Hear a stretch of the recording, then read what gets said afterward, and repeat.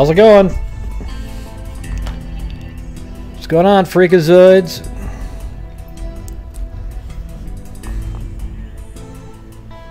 I don't know if I'm on the air yet, but can you guys see me?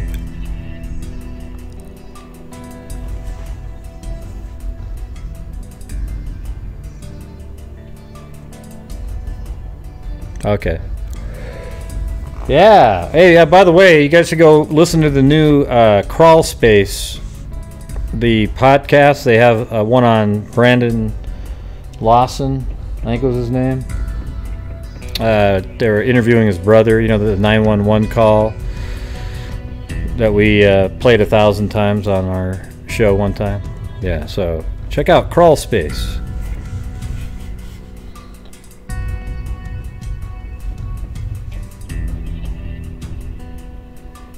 Go show. All right.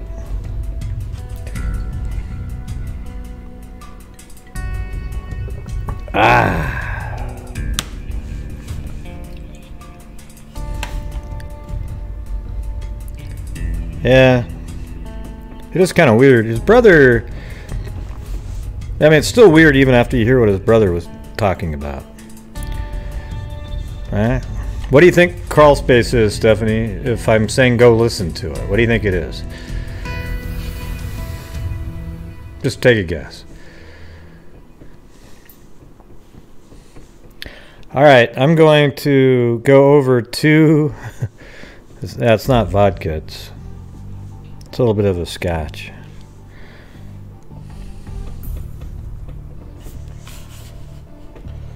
Just going to go over a couple of these DNA Doe Projects cases that they have. It's pretty crazy. One of them, I don't remember who sent me the link, but it was in the news the other day because it was solved, and then the other one isn't solved. But it's always weird to go look at these and then wonder why nobody came forward in the first place.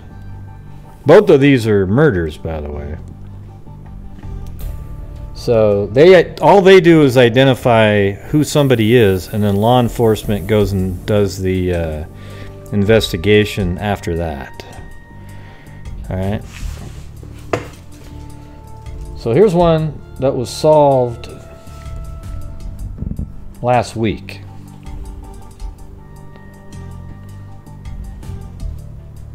All right. So let's see. Let me. I'm going to try to. Now look at this case right here. You've got all these drawings over the years. These drawings, these ones, and these are all created by the body that they actually found, right? And they had the shoes. Look at that. They had a ring that had AL on it, for example.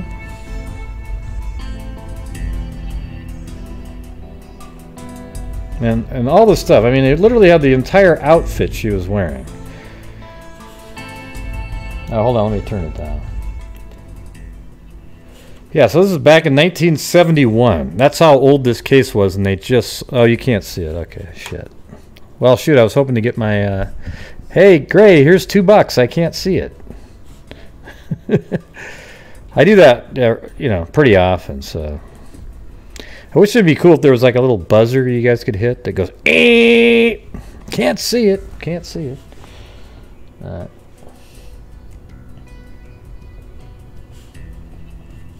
Maybe this will be better. Okay, so look at this big ring right here. It says AL on it. Oh, there you go, Cindy. Hey, let's see if that works. It should go into that. Oh, wait. Here it is. Maybe it'll go into that jar. Let's see. With the dancing alien. Oh, went right in front of him and it bounced into the jar. All right.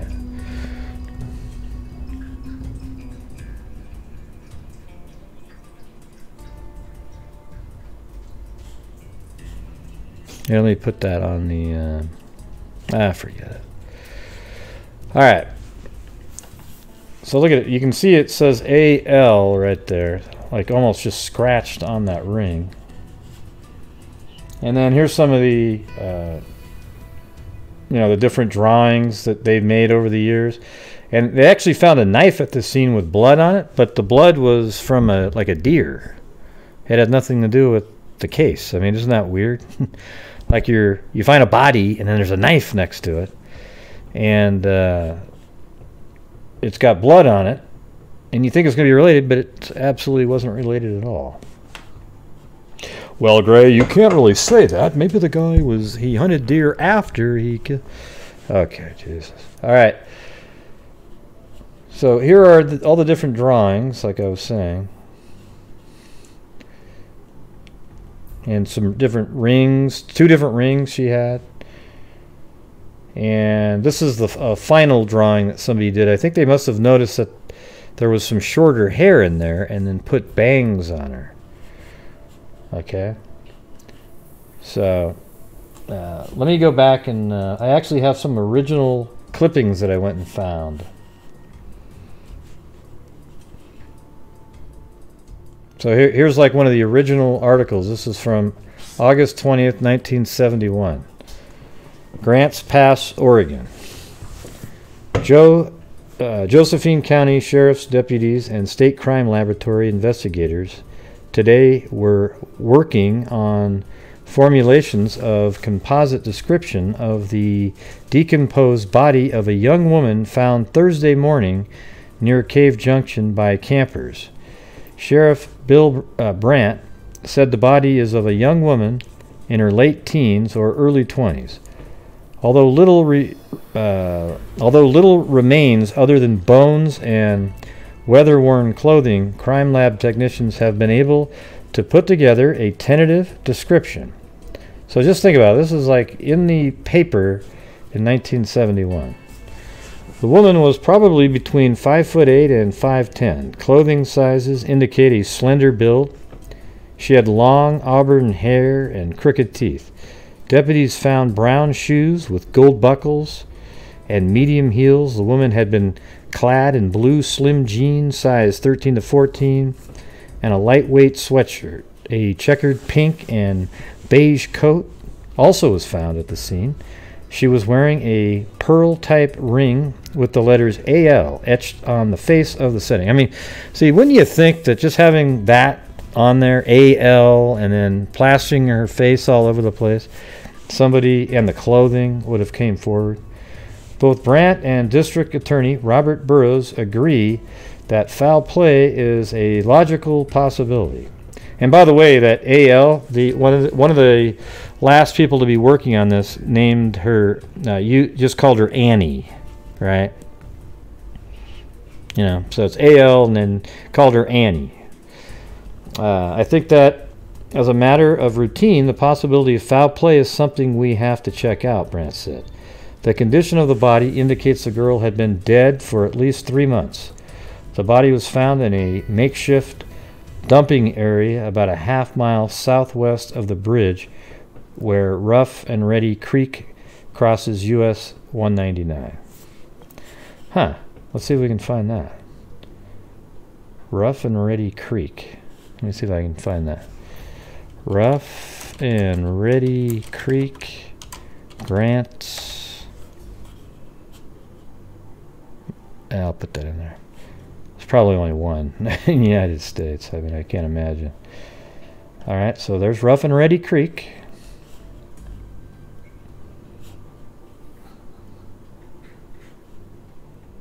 And it was also 199, so it was US 199. So I'm just going to put this, let me, I think I have a folder for these cases. Just a second. How's everybody doing this evening? You guys, if you missed the paranormal show last night, Personal Paranormal, I've changed the channel name to Paranormal Experiences, though. I mean, people can still, we'll have the shows where people tell their story, but I want to be able to do other things with it, I've decided.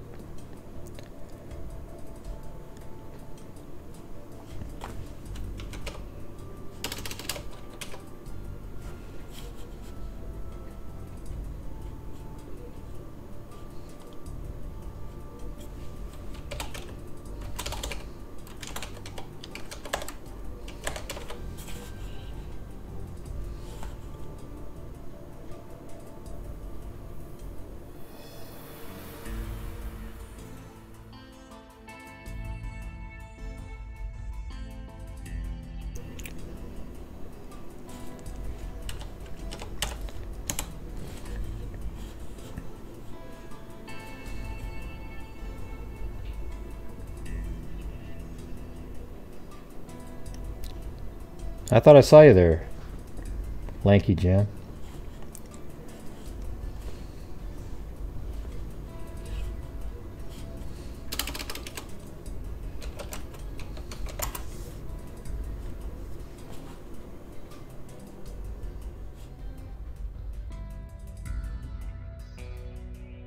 Okay, look at that.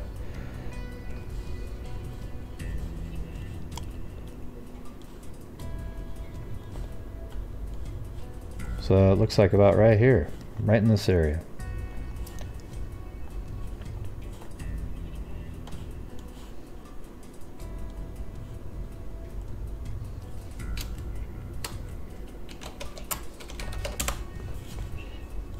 Right by the airport. Or an airport. Let's see. Alright, so let me get back to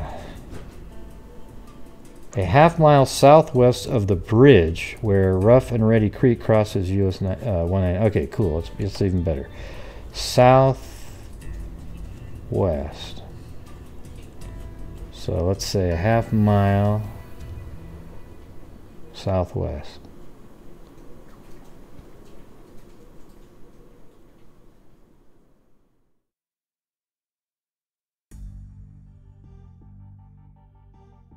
How about like right there-ish?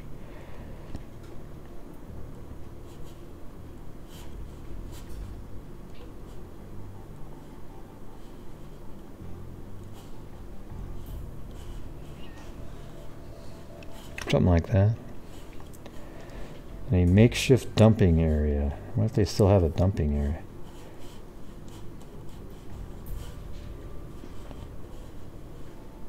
Huh. See how there's still like, there's trash right there? Kind of makes you wonder.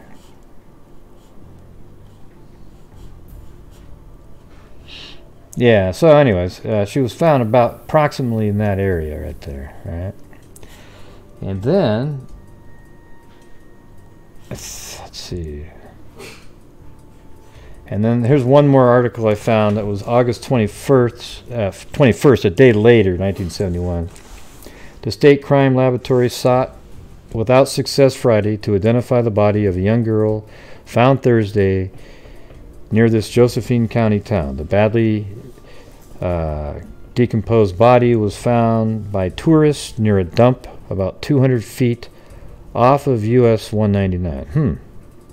Well, maybe I can readjust that. Off of 199. Authorities estimate the girl had been dead 3 months. The only clue to her identity was a ring she wore with the initials AL engraved on the face of the stone. So 200 feet off of US 99. Okay. Ah, that might be almost right though. Let's see. Hold on. Feet. That's I got that. That's like 1,000. 200 would be like that. Okay, I see. So how about 200 would be about right in there. So I'm going to move this, still southwest, but probably put it like right in this area.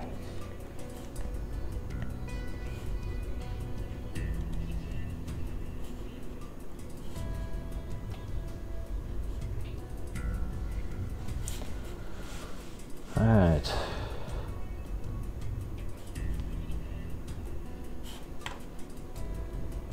Yeah. So she was estimated between 14 and 25. She was white, between 5'2" and 5'9", 125 pounds, red or auburn long, with dyed blonde streaks in it. Unknown, possibly brown. Her eye colors based on DNA analysis. Let's see. She does have dental work available. She had crooked teeth, slightly buck tooth with 4 fillings in her molars. Dental age based on third molar development is 14 to 22. No fingerprints available. See, isn't that weird? Like, you've got dental work done. That means somebody took care of her, you know. And then you have AL on her ring. And the DNA Doe Project is what solved this just recently in the last month or so. Okay, but I'm just going to get to that point. Okay, so again, a man and his son discovered the victim's skeletal remains in a wooded area just off Redwood Highway near milepost 35. Hey, now we got even that. California border. The body was located in an area described as a dump and had been partially covered with debris. A hunting knife with deer blood on it was found near her body. So maybe it was a hunter, and he came across her, and he had a knife and lost that at the same time. So, I mean, I guess it could be related. Just not maybe used to kill her.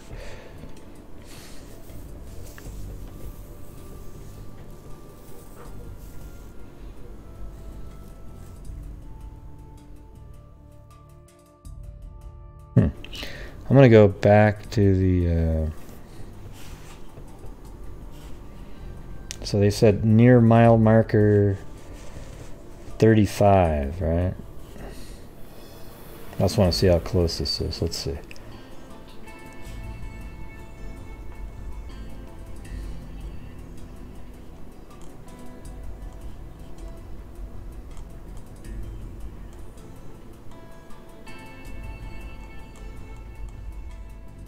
I think I see a mile marker. I think, if that's what that is. No.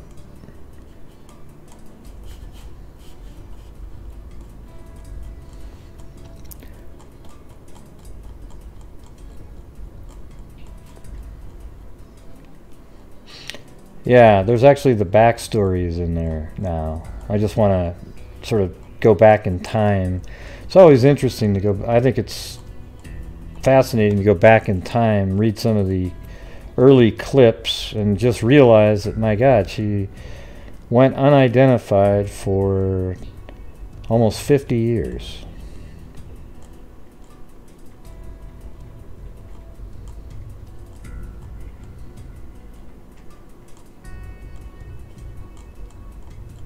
I'm just going to look for mile markers 35. I just need to find one, and then I can...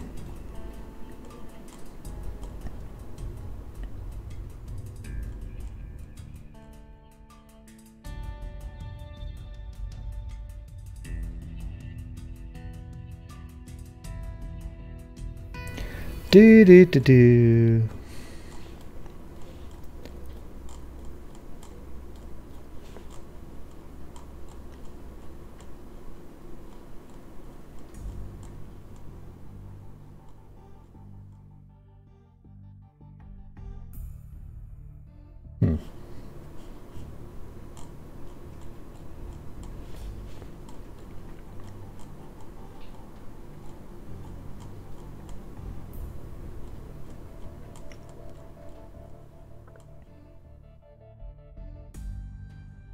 Yeah, so that's 99. So I'm guessing it's 200 feet off of 99 near mile marker 35. And that way, that would make sense.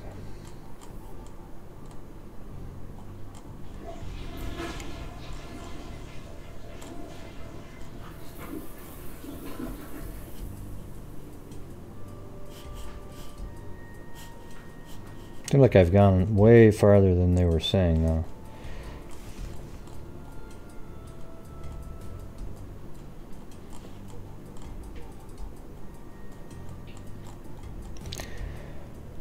Yeah. Well, let's just say we're close, okay? I don't want to keep looking for a mile marker. Wait, there's one right there. Ah, so that's 36. All right, so I can go... Well, I'm going to guess that 35 is 1 mile the other direction.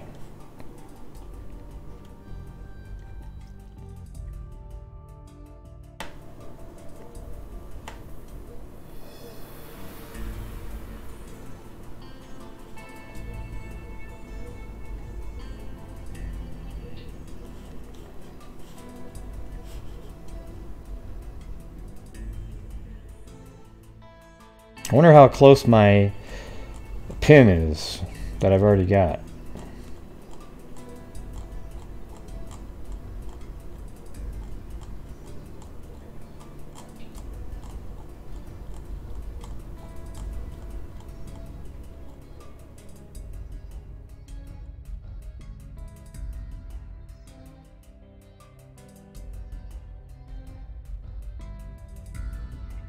I wonder if 35 is the other direction though, because wouldn't it be from California?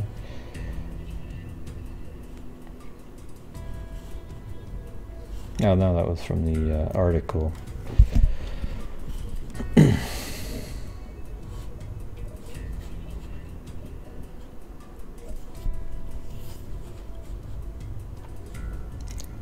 Milepost 35 near the Oregon-California border.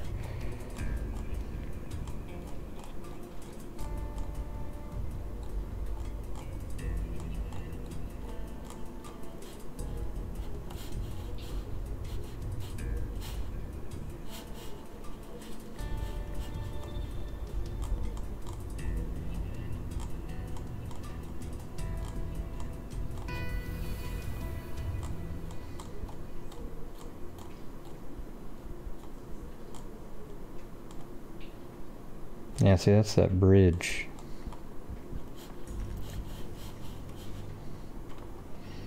Because they said a half mile from that bridge, right? Southwest. So, let's see.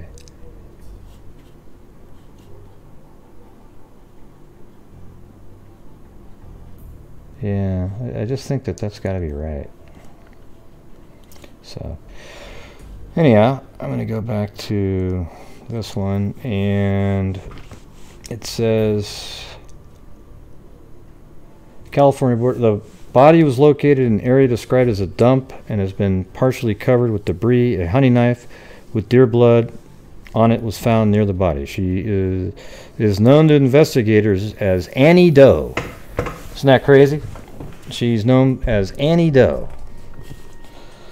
Okay, so let's see. Just recently,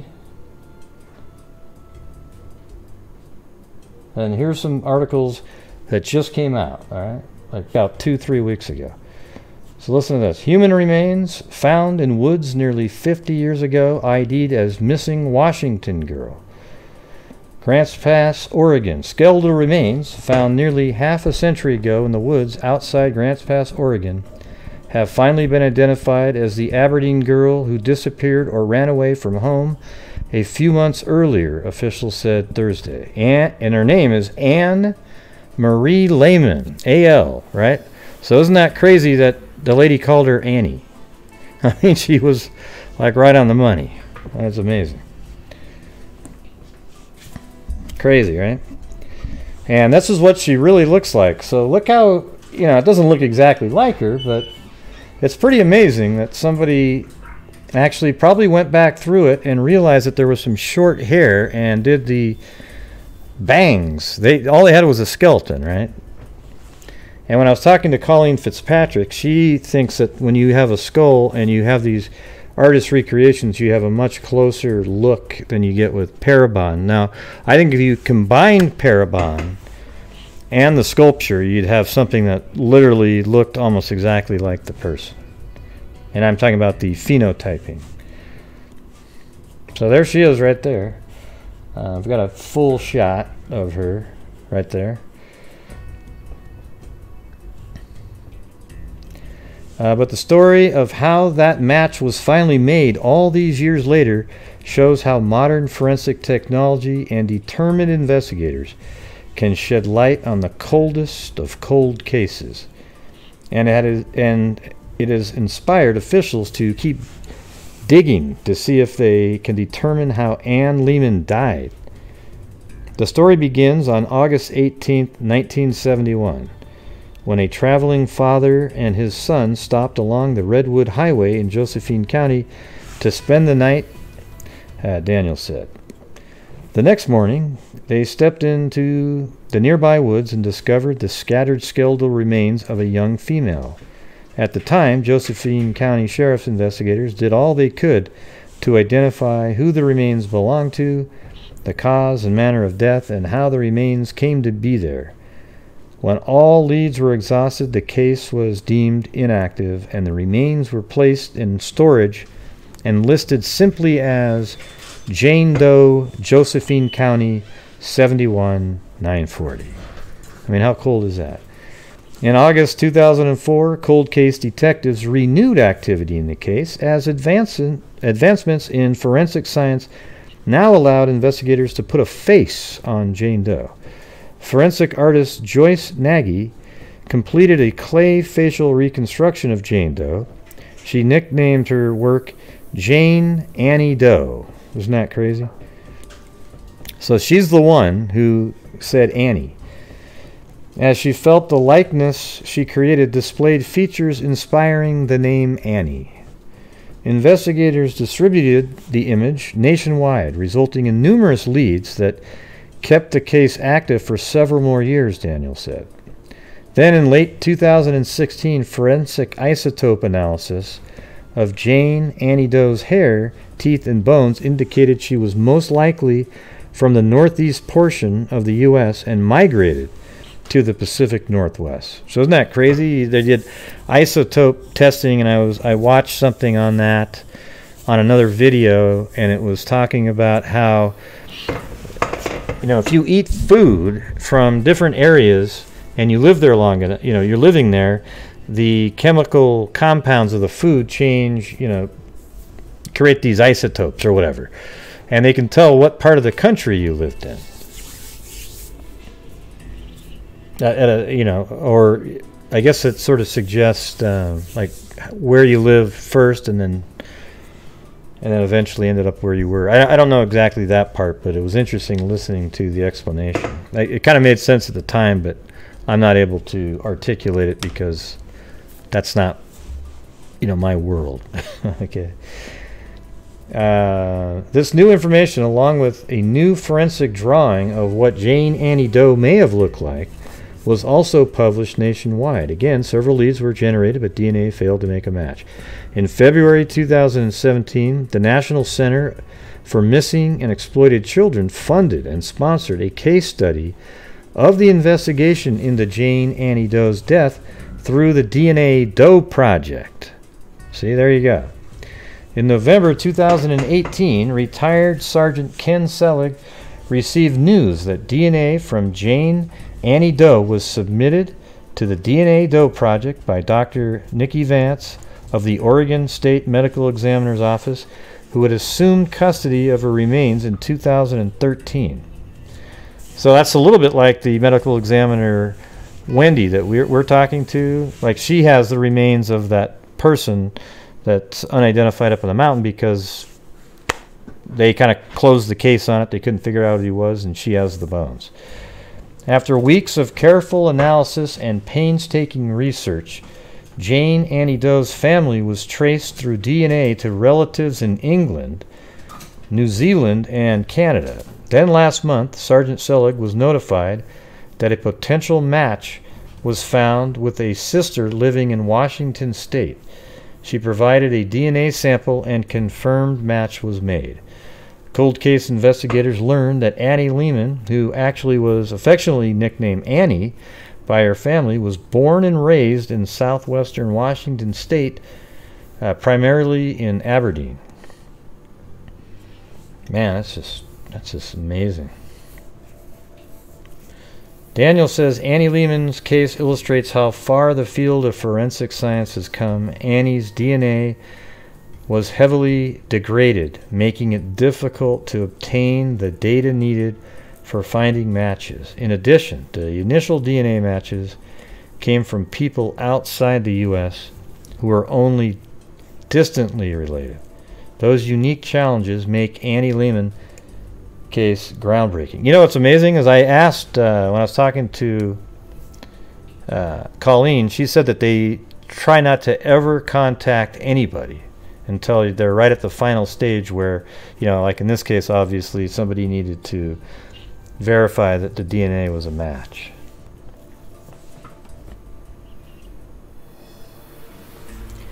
Investigators believe Annie Lehman went missing from Aberdeen in the winter or spring of 1971 under troubling circumstances. Some say Annie Lehman was a runaway, and others feel she was abducted and traded to a criminal human traffic organization. These claims, how she ended up in Josephine County and the cause and manner of her death remain under investigation. Anyone who knows of any information concerning Annie Marie Lehman, aged 19 at the time of her disappearance, and her activities in years 1970 and 71 is urged to contact Detective Ken Selig. So they're still trying to, now that they know who it is, they're going to try to investigate what the hell happened to her.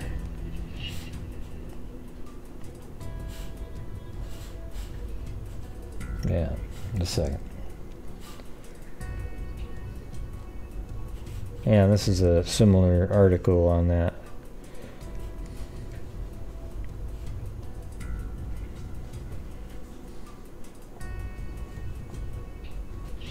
Yeah, I mean, that's just so awesome, you know. 47 years later, the bones really had degraded DNA, but she was explaining to me how she can put the DNA in there and kind of take little splices at different points to become more specific, even if it's not, doesn't have all of it. Sounds a little bit like Jurassic Park, you know. Happy to be here with the Freak family. Thanks, Kit Kat.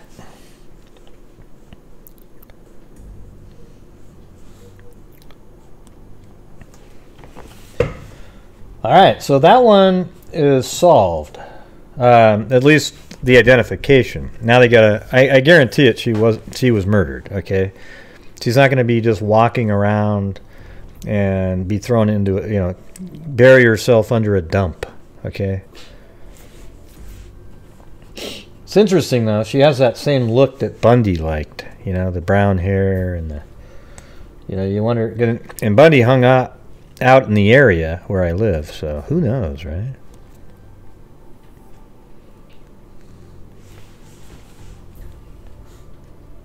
All right, now we're going to move on to one that's not solved.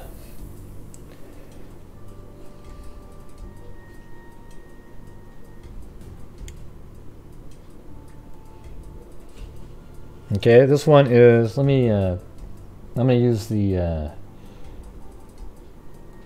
DNA Doe Project first page here. So this is the person right here. They've modeled her face. They actually have a pretty good idea what she looked like. This is 1980, this one. On April 18th, 1980, fishermen found the nude body of an 18 to 25-year-old white female on the bank of the North Canadian River east of Jones, Oklahoma, about 20 miles east of Oklahoma City. She had been shot several times in the chest with a .45 caliber handgun. All right.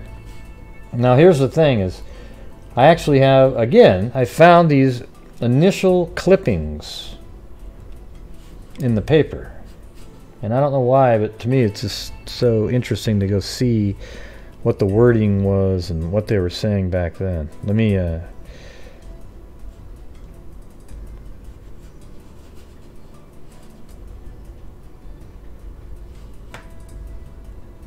right. So there you go. Riverbank scoured for evidence. April 20th, 1980. Jones police scoured an area along the North Canadian River Saturday for evidence in the apparent slaying of an unidentified woman whose nude body was found Friday dumped in a ditch and covered with a white powdery substance believed to be lime. An autopsy by the state medical examiner's office revealed the woman had been shot 3 times in the chest with a large caliber gun, possibly a pistol. Jones Police Chief Ray Kerr said on Saturday. Kerr said, "The Jones Police Department is seeking help from the public in identifying the dead woman, described as being a white woman, 18 to 23 years old, with long shoulder-length, straight brown hair." He said the woman had a tattoo on her upper torso. Kerr described the woman as a freckle face and added that she was slender build, weighing between 118 and 120 pounds. He said she had extensive dental work and crooked teeth. So she had a lot of dental work. All right. So here is the next. In 1982, another article came out, and they actually have a sculpture. See that? And here's an image of the tattoo. That's what it looks like. It was 2 years ago, Sunday, when a fisherman found her body covered with lime on the banks of North Canadian River near Jones. Oklahoma crime agents are still looking for the murderer of the young woman who was shot to death. Her nude body was left on the bank of the river where it was found April 18, 1980. Oklahoma State Bureau of Investigation spokesman Paul Renfro said Sunday the agency is again appealing to the public for any leads that might solve the mystery. Attempts at identification including fingerprint comparison, the circulation of a composite drawing of the victim, and a facial reconstruction made with modeling clay sculpted over the skull have failed. Renfro said the case is one of the few in which the agency has made such extensive yet unsuccessful efforts in identification. The woman is described as being 18 to 25 years old, 5'6" to 5'7", and weighing 118 to 120 pounds. She had shoulder-length, medium to light brown hair with fair complexion and freckles. Her most unusual identification mark, however, is a small red and blue heart-shaped tattoo over her left breast. So there you go. These are these articles that were in the paper, way over 30 years ago, like 35, 36, 37 years ago.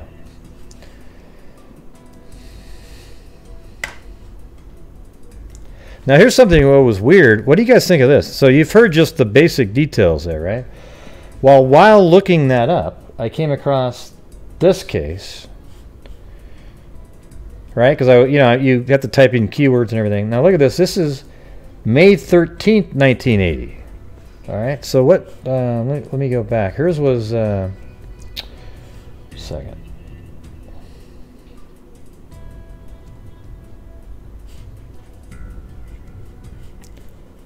Yeah, so this is April 18th is when that body was found, okay?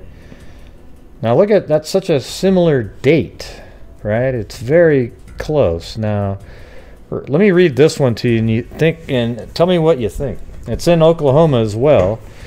Efforts to identify a woman whose body was found in Grand Lake last week with a concrete block fastened to her leg have been unsuccessful, the state medical examiner office said Monday. The shooting death of the woman was described by an official as execution type. The concrete blocks had been fastened to her leg with barbed wire, and she had multiple gunshot wounds in her head and torso extremities. We're back to square one, David Heiberger, investigation of the medical examiner's office said.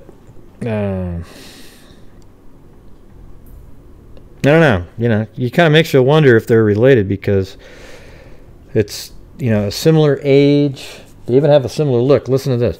She was between 20 and 30 years of age, 5'4", weighing about 115 pounds, and had brown eyes and shoulder-length brown hair. She was wearing chain-type earrings that matched a neck chain, and she also had a tattoo on her. Look at it. She had on a, Heiberger said, a key identification on the body is a tattoo of a bird on the back of the woman's left shoulder. And she was found by 4 fishermen. So I don't know, man. Maybe they need to check to see if there's any kind of relation there. Maybe same caliber if they found the bullets. I don't know.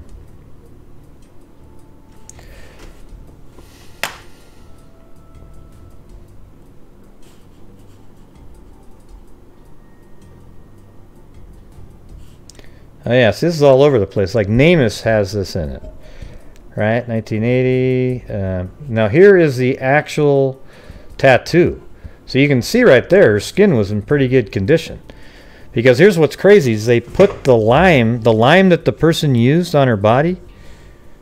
was the wrong kind. It actually ended up preserving her body. So there's the actual tattoo. Now you'd think somebody out there knew somebody that, you know, had fair complexion with freckles and had a heart that you could see if she was wearing like a low-cut top, right?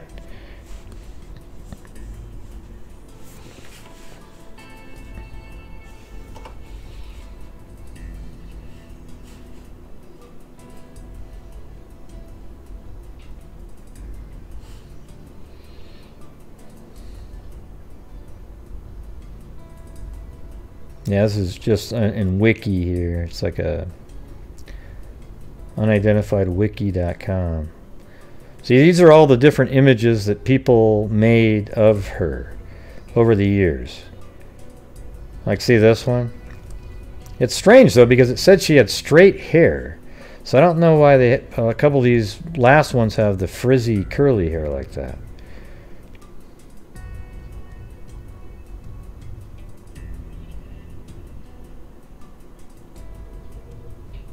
No, that's not the right one. Okay, so there's one site though that seemed, yeah, this one's crazy here, this site. So this is kind of like one of those sites that has all the different cases on it. I go to some that look like this. I should probably save this site out.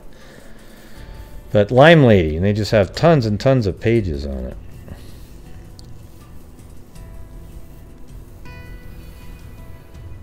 They even have a list of people who have been excluded as being her. Let's see.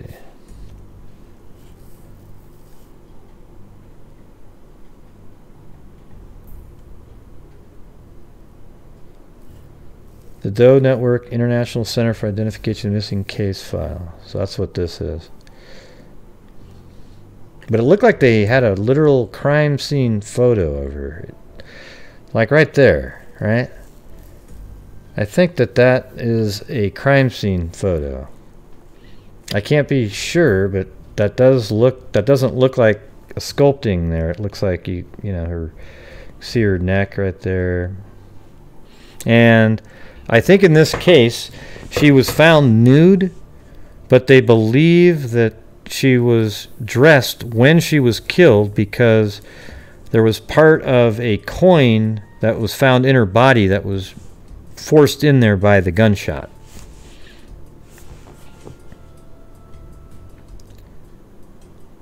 So these are old articles too, obviously. I'm trying to find this one, so let's see if I can find this actual article here. So I'm going to open up newspaper.com. And it literally said what newspaper that was. So it was the Oklahoman. So let's see.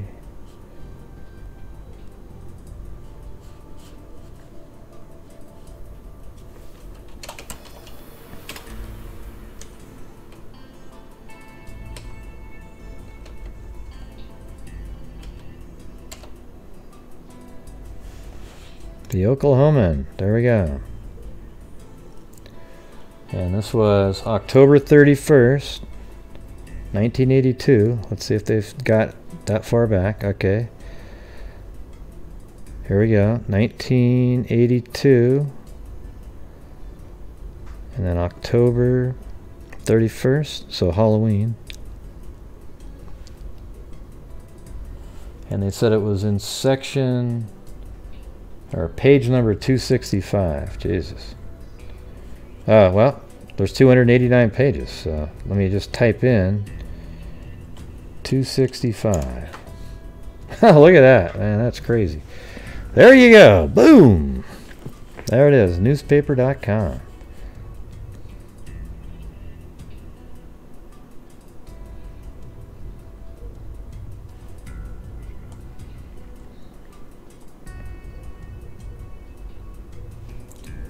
Let's see the second photo. Okay, right.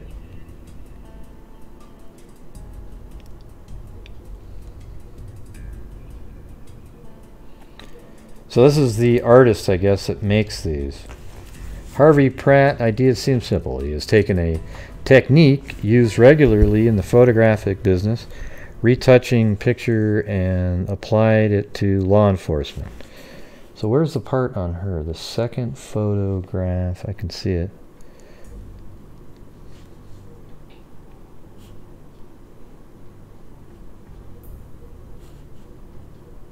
There it is. The second photograph is of a white man identified. Okay, that's not it.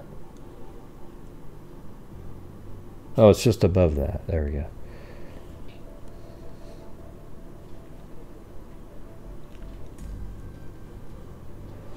Okay, the retouched photographs include one of a white man whose partially decomposed body was found February 16th along a rural road near Carter in Beckham County.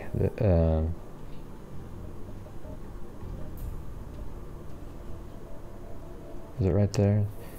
It's the 20s. That's a his. 140. Second photo.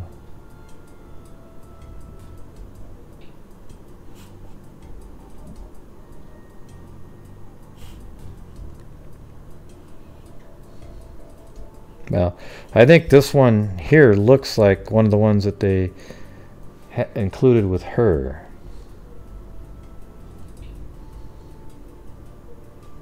I don't know. I don't know if they have the right image on the screen. I mean, that one there looks like her too, you know, based on the hair and everything, but I'm not sure.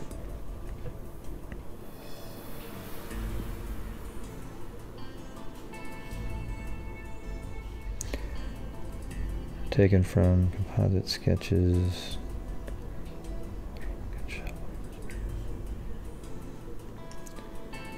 About 5'7", weighs 120 pounds. She is. Okay, I think that's the one right there.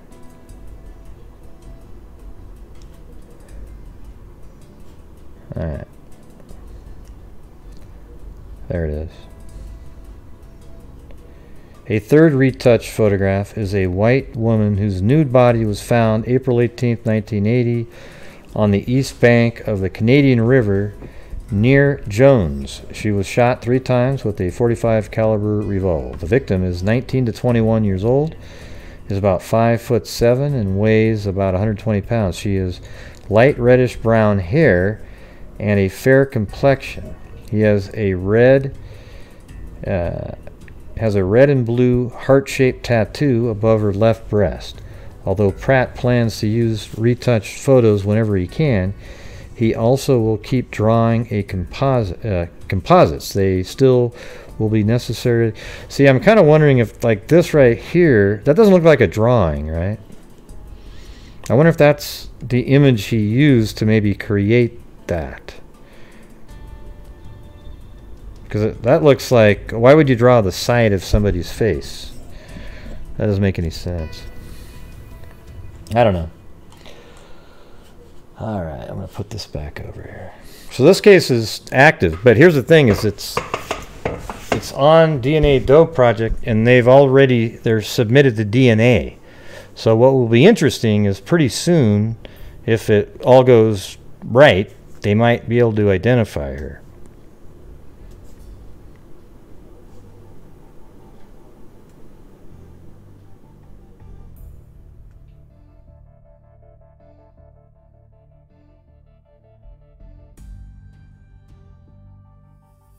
Yeah.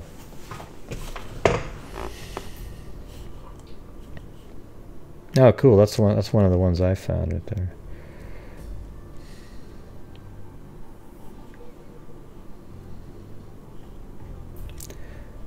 Was found in a ditch along the North Canadian River, about 1.5 miles east of Jones, police said. Let me see. Canadian River.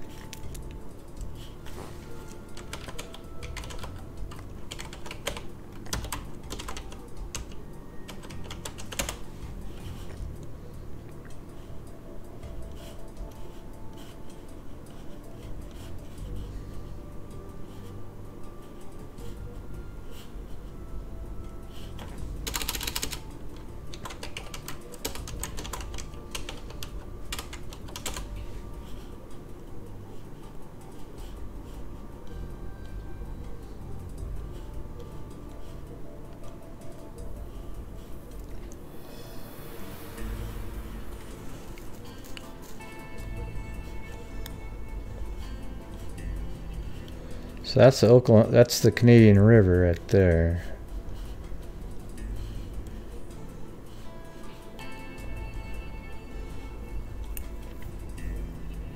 Is that what that is too, though? That river? Did it split off at some point? Don't know.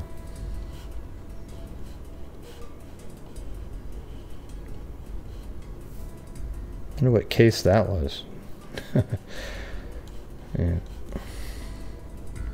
So many now, so many of them.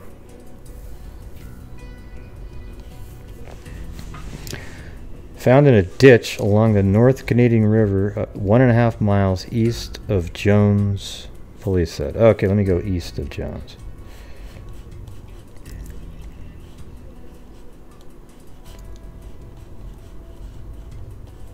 So there's Jones, and if I went 1.5 miles,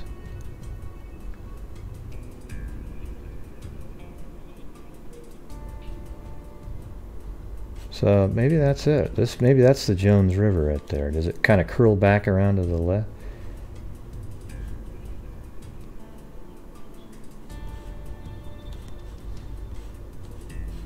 I mean, not the Jones River, the Canadian River.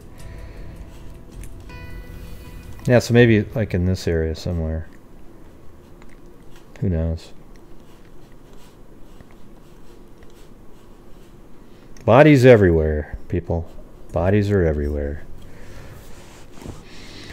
Let's see. Jones Police Chief Ray Kerr said an autopsy by the state medical examiner's office showed the woman had been shot 3 times in the chest with a large caliber gun, possibly a pistol. Kerr described the woman as freckled face, 18 to 23 years old. 120 pounds with shoulder-length, straight brown hair. So I wonder why they have the frizzy hair in there.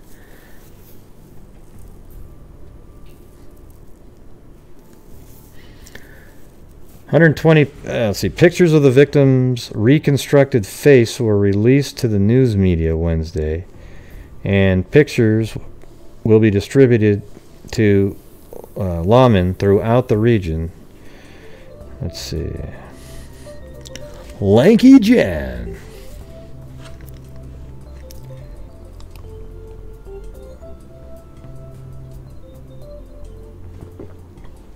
Welcome new subscribers. Please hit the thumbs up. Well, hey, Debbie, you're not paying attention then, all right? Because that's not what I'm talking about.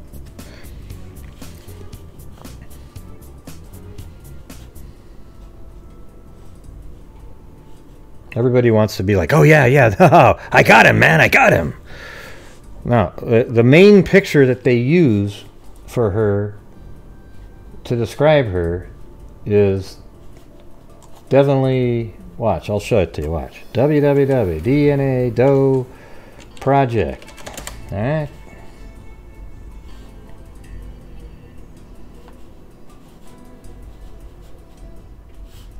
Here we go.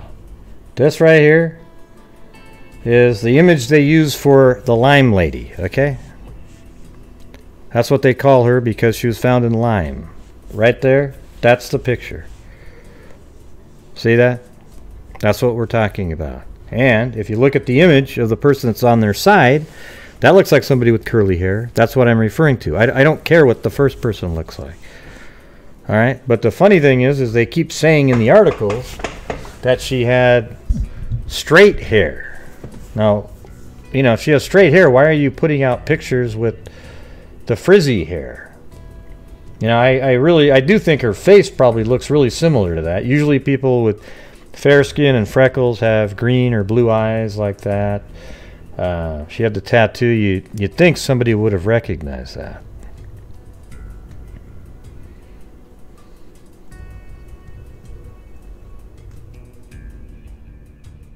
Yeah, who cares? God, I figured it out. Ooh. Jesus. Yeah.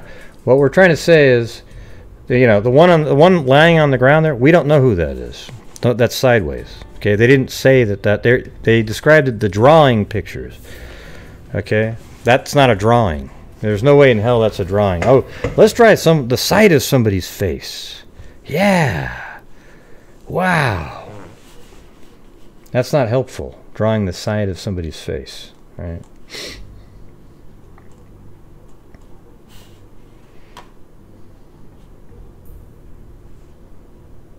Yeah, that's right. Remember that when people started getting perms, Amanda? That's exactly when older people started getting perms. Right? You get it? Okay. Yeah, it said picture 2 was a guy, but they said the sketch was picture 2, so I don't know if that's not a sketch, right? So it said sketch number 2. That wasn't a sketch, right? So, well, it didn't look like one to me, so I wasn't counting that one. All right? I did read that. I'm glad you're so observant. Let's keep talking about it. Okay, now was it the second? Okay. Now the second drawing, was that the one? Wow. Ooh. Okay. You know, the one that looked most like in the sketching was the one that was near the bottom. You know, this one here kind of looked like, I've seen that one in reference to her. So that could have been one of the ones he did too. So let's see it. Watch this. I'll show you. DNA Doe Project.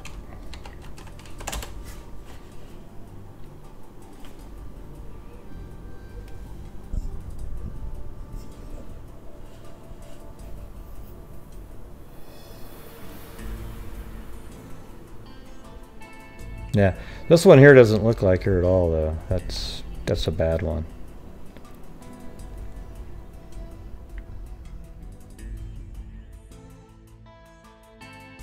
Yeah, I guess there's only... Hey, look at this. Delusional lucidity. Sweet. How? Where do you work for? Doe, my speciality. What do you? I found 10 matches. Keep up the GREEAAAATTTTTT work. Where do you find the 10 matches? Like what organization are you working for?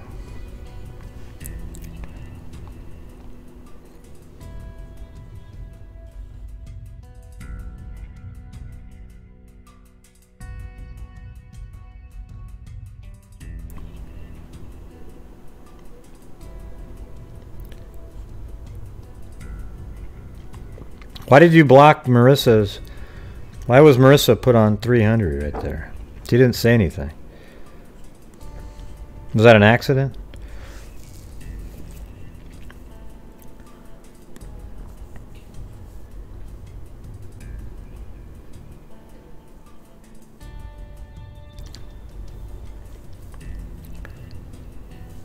Yeah. Yeah, I know what you're saying.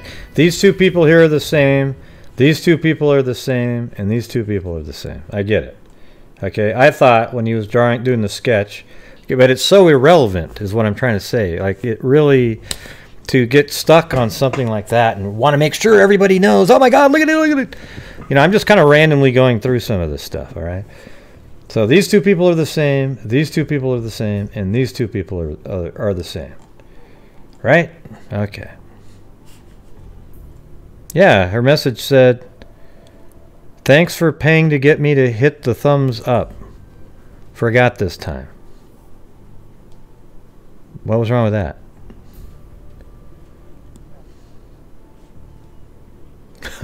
She was just goofing around, you know? It's like, yeah,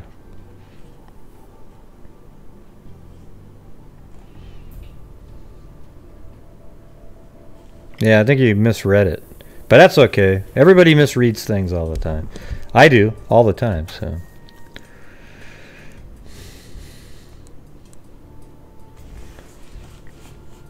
I thought maybe this seems like a real picture, though. A photograph of somebody dead. But I guess that could be a sketch, too. I just don't know why you'd want to do the side of somebody's face.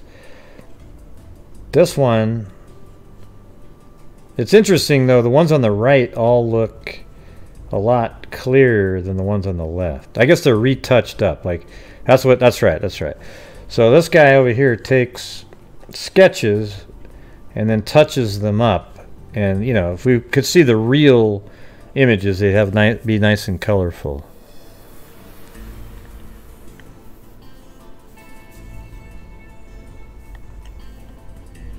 Well, what comment did she say that wasn't cool? I didn't see it. Yeah, I didn't see it. You mean the one about thanks for paying for the... Yeah, she was just goofing around.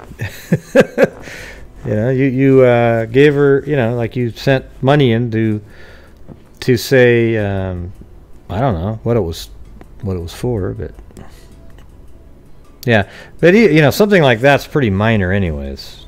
Okay. God, looks like Blue right here. He's about to fall into the tip cup. Look at that. He might, if he goes a little bit more, he's right in there. Jesus.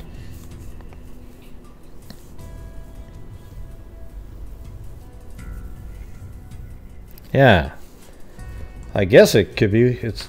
But why wouldn't the artist turn the guy's head and then sketch it? You know, it's just bizarre.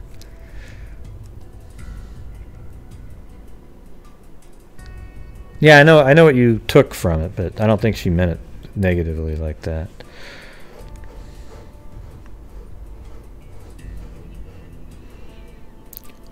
She was probably saying, I wouldn't have noticed it other than the fact that you paid for it and it made a big banner that said, hey, thanks all new subscribers and hit the like button or whatever it did.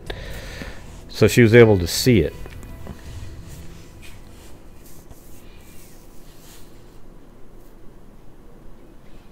I wonder what if they ever found out who this guy is. Because, man, that's a pretty good drawing right there.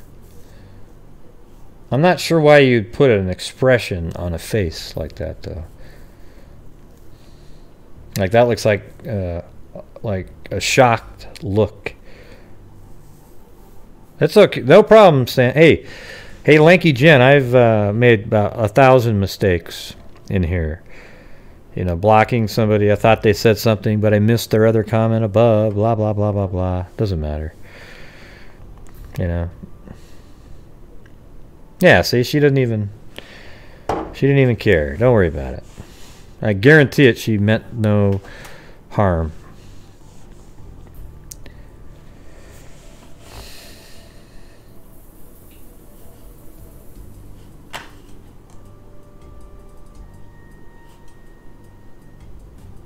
This one will be cool when if they get the real person to actually take a photo and put it next to this. Because this is very, very lifelike in this one, you know. And look at that, they put the tattoo right where it was. See, wouldn't you think that somebody would recognize that anyways? Like, just put it on the news. See, I think news channels should be required to put an image up in the entire country, every single station, like for 15 seconds. Does anybody know this person at all? She had a heart-shaped tattoo here. This is what she looked like. She went missing in 1980. Bam! I think you'd solve some of these in a day. Right? I mean, they could have got this. It seems like that would be a great sort of community service that the news stations would do. Well, the drawing, she's really pretty, but we don't know that she looked like that. But that shouldn't matter, though. It would matter, though, is she's young. She's had a lot of dental work done, and she's got a heart right there where a lot of people would have seen it.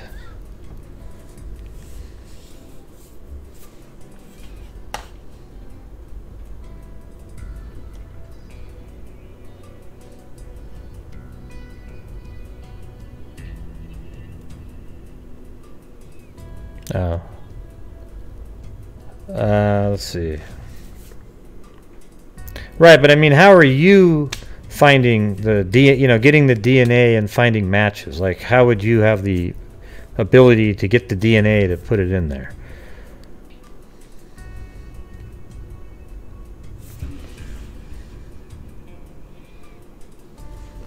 Or are you just saying, like, they come up with something and then you look for missing people, right? But not the DNA part of it. Like if somehow you found a website that said, hey, my sister went missing, she had a heart-shaped tattoo, and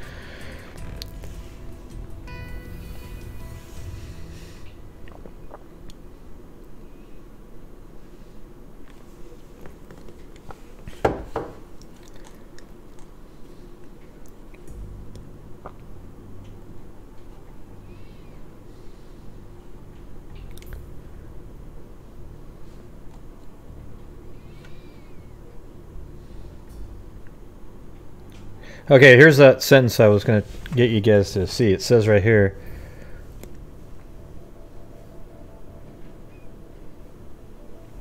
Yeah, so like they tell you all the information, and you go out and try to match reported. Almost everybody's reported that goes missing. I mean, not.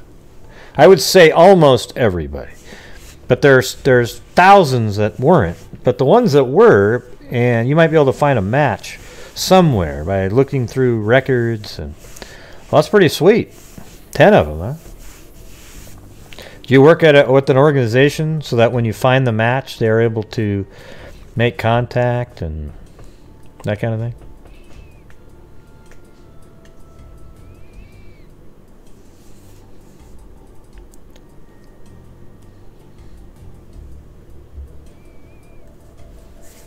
All right, so here's the part I was going to tell you. The victim is believed to have been dressed at the time of the murder as a dime was hit by a bullet and driven into her body.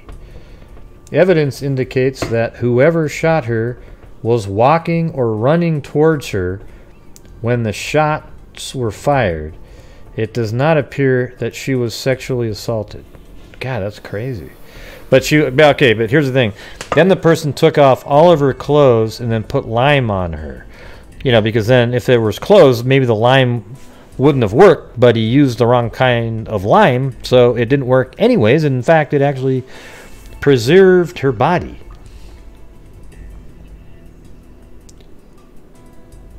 Now this person's asking questions. It is possible she was killed by a local biker gang. Okay, well, it's also possible aliens. I mean, how do you come up with that? Yeah, okay, that is possible. It's also possible that a band of clowns from the local circus came by and shot her. Oh, yeah, it's also possible that a 97-and-a-half-year-old man wearing flip-flops did it. We just don't know. I mean, I don't know how you can say. I mean, of course you can say it is possible she was killed by a local biker gang. Now, the reason you're saying that is because you're hoping eventually, if you're right, you'll be able to say, look at that, look at that. But then if you're not right, you can just say, well, I said, I mean, I said it's possible. Okay. Okay, maybe there's some other information that we don't know about that they're coming up with that. But if you're going to put something like that in there, make sure that we also get to know that same information, so we might be able to say, good point.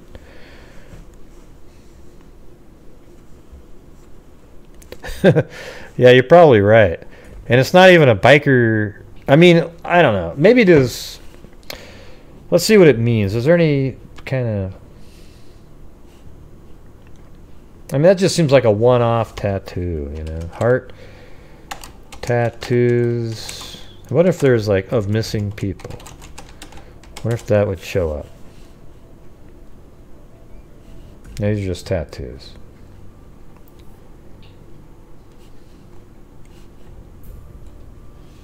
Wow, wouldn't that be sweet to pull off a delusional lucidity, like, in 2 seconds?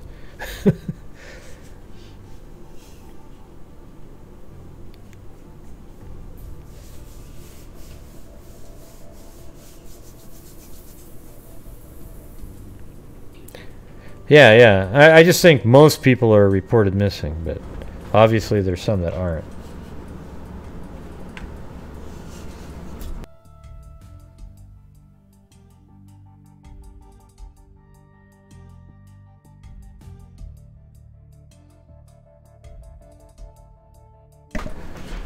Yep, I had to say goodnight to Wifey Poo.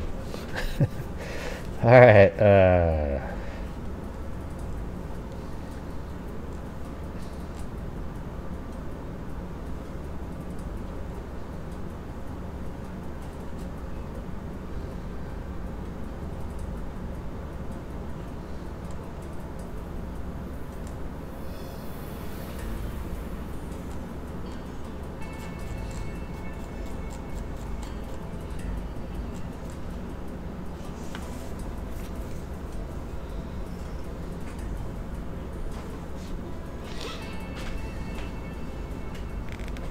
Yeah. Yeah, the thing is yeah, you're right. I mean, that's something I was thinking about the other day, is we know about missing people and that kind of thing, but a lot of people out there don't follow it. Like, they're just not really concerned. They just do their daily, hey, dude, I bought this new car. Like, we're into true crime, too, but I would say most people aren't. But there's a huge number that are into it. Okay, so all the other people, they just kind of do whatever they're interested in. You know? Oh, yeah, wow, do you see that new bike they got there? Da-da-da-da. You know, we're always looking at this stuff. So for us, it's weird when people don't notice these certain things, or they're not aware of Parabon or any of these kind of things. But for us, it's just old hat, boring almost. Like, oh yeah, we've heard about it. Yeah, let's move on to the next step. But the rest of society, they have no clue. Like I remember when the Jodi Arias case was going on. It was so I just knew everything about it, and then I remember talking to people, and they go, "Isn't she the one? Wasn't she the one in that like killed her boyfriend or something?" And I'm thinking, what do you mean? Like, how in the hell don't you know who that is? And the answer is because not everybody does what we do. That's the point.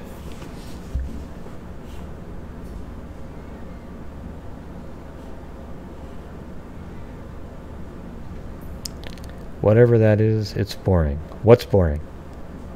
Oh, you mean the car thing? Yeah.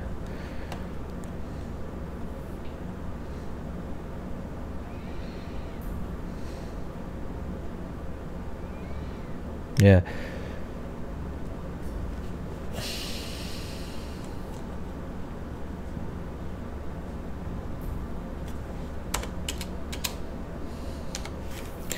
You know what they should also do too? Is whenever there's a tattoo found, they should send a note.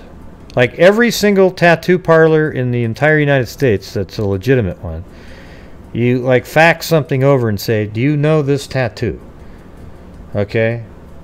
And they might say, oh my God, I'm the one that did that one. Or, hey, I know somebody that does that exact one.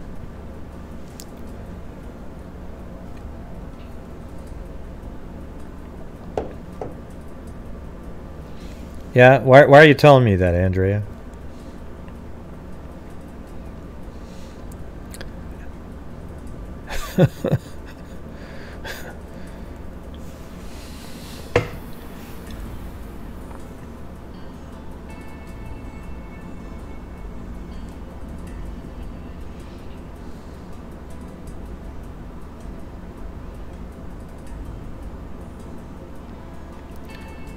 Oh. Kelsey for what? Kelsey Barrett? You're wearing a Kelsey Barrett bracelet? That is a little weird, I'll be honest. Let's see. Yeah, they should just send like a fax over or something. Or an email and say, listen, have you guys seen this? Right, yeah. But I wouldn't wear like a bracelet or anything like that. Everybody, you know, it's like, I think if you're a family member, that's fine. You know, like, I don't like the people like in the Jodi Arias case. I know, Andrea, but I made the videos on that entire case about that. That's all I focused in on, was that the gunshot was first. You've seen my videos. You don't need to tell me that the gunshot was first. It's almost like you're trying to, hey, Gray, wow, she was shot first and stabbed. You know, it's almost like you know that I knew that, but you're pretending that I didn't know that or something. Because if anybody that knows me knows that I've made probably 30 videos on that. Right, that's what I'm saying. Let's see. Yeah, it's just, I think it's weird, you know. I think it's weird when people, you know, like, I remember when in these Facebook groups, they'd take pictures of Travis and they'd put angel wings on him flying up in the air, and then right next to him would be, you know, Juan Martinez hovering in the clouds, you know, and everybody's just gets a little too invested in stuff. I try to maintain a neutrality thing. I mean, I would donate on a case I was working on or something like that, or a fund that helps that certain thing, but, you know, I'm not going to, you know, I think it's just odd. But a lot of people do it, so maybe it's me.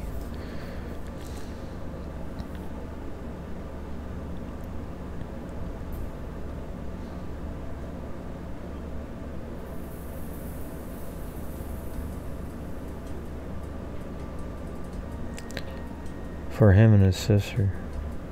Yeah, the cousin. Oh, God. If I was doing lives during that trial, Ada, it would be a shit show every single night. No doubt about it. Yeah. Yeah, I always thought that was weird, though, delusional lucidity. I've always thought it was weird when people, like, post on Facebook, big memorial posts, and then there's like a competition of who made the better memorial post. You know, like, look how cool I am. I care more than everybody else. Right? I'm not saying that's what you're doing, but that's what I always noticed during the like Libby and Abby case and the Travis Alexander case. Like, it's a competition. Who had the coolest memorial post? Right?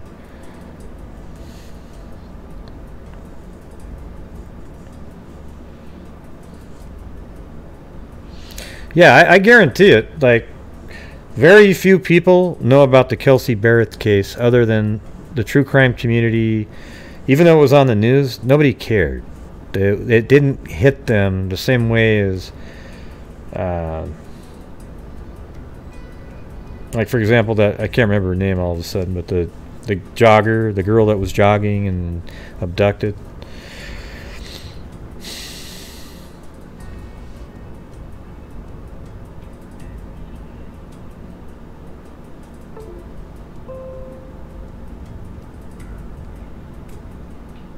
Yeah. Yeah, Molly too, that's right. Like, that thing was huge, right? And really, for no real huge reason. There's no... the media made it that way. Like, there's nothing more interesting about that. I mean, it was interesting at the time, but then it became uninteresting. The more and more people got in there.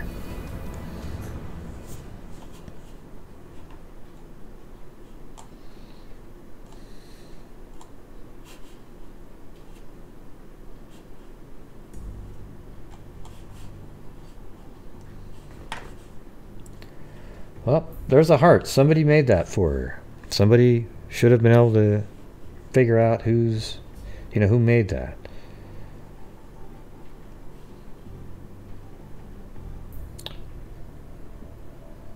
I wonder if they said she had straight hair, but you kind of, yeah, that looks like this was the image that was in that paper that we were just looking at a minute ago.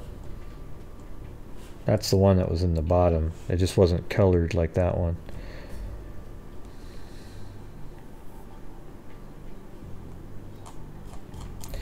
So they do have DNA submitted. So on this DNA, or I guess they call it, let me go to the DNA Doe Project. So when you go to there, and then on the side here,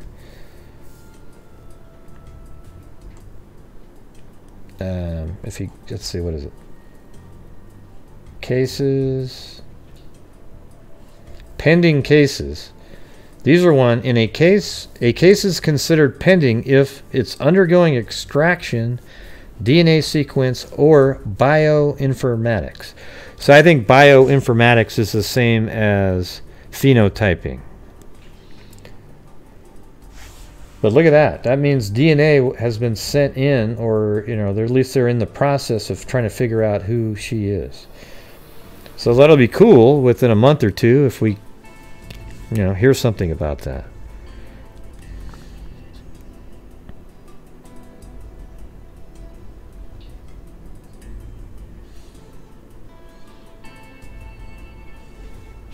Yeah, no, I'm not saying. I'm not saying you're weird. It just made me think back to all the crazy stuff that was going on in these other cases. You know, when there's like a murder, and then somebody put everybody who's following the case puts a blue ribbon as their Facebook banner to sort of all be part of a team. Seems weird to me. Just follow a case and look into the facts. Try to figure stuff out. That's it.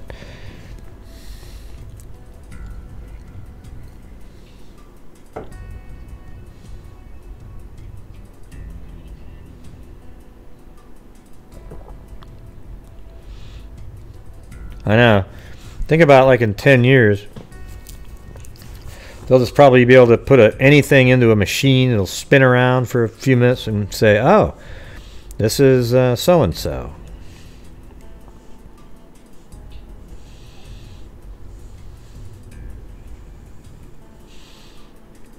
What should the and the... I don't know. I don't really do that. I don't do Twitter that much, as you've been able to see.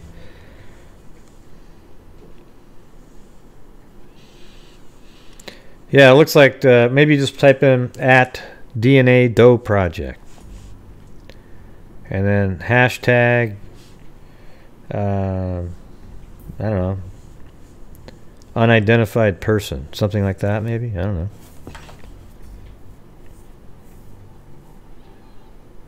Thanks, Claudia Neubauer. Here, I'll switch it over here so we can get the little coin thing. Oh, look at the alien behind the jar. Oh my god.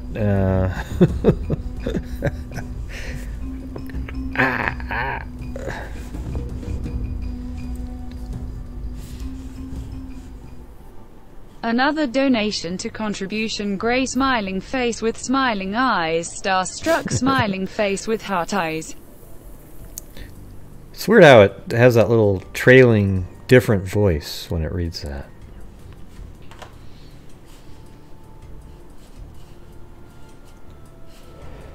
Anyways, now I've become a big fan of the DNA Doe Project. Right? Because I think they literally go out and do like this really hard work of trying to identify somebody with all of their different... they have a bunch of like 20 sort of full-time... well, I mean, they're full-time... what do you call that? Jesus. Well, they donate their time, right? And then there's a bunch of people on a waiting list to help. So they have enough help to sit there, volunteer, that's the term. God, man, these simple terms, they're so far back in my brain now, I can't remember them. Yep, I already said it, Sarah Beth, I already said it. On my own. Oh, God, Jesus, so you guys all type it in 10 minutes after I said it.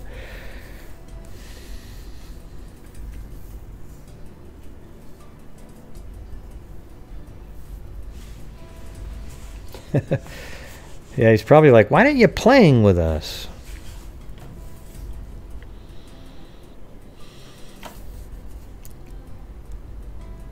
I probably need to sleep more.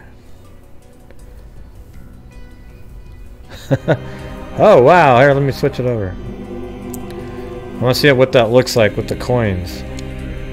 Thanks, Mag. Oh, wow, look at that. Oh, wow, one of them almost bounced out. I think it'd be pretty hard to fill that up. Yeah, I love blue too. Blue's great. Look how bright my face is because every single monitor has a full screen of white. See, watch, I'll turn them down. There you go. That one, that one. Oh, I just turned off the music.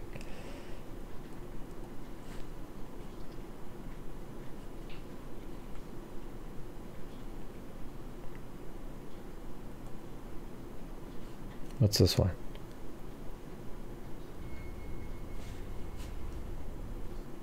Yeah, we can talk about some scary stuff. Let's see. Cryptic Sorrow. What does that one sound like?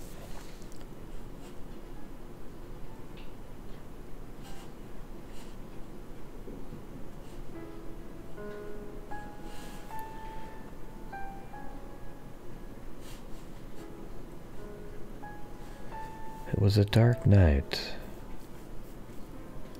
October 31st, 1980. I should do a video where I just talk like that. Quiet. Creepy. Yeah.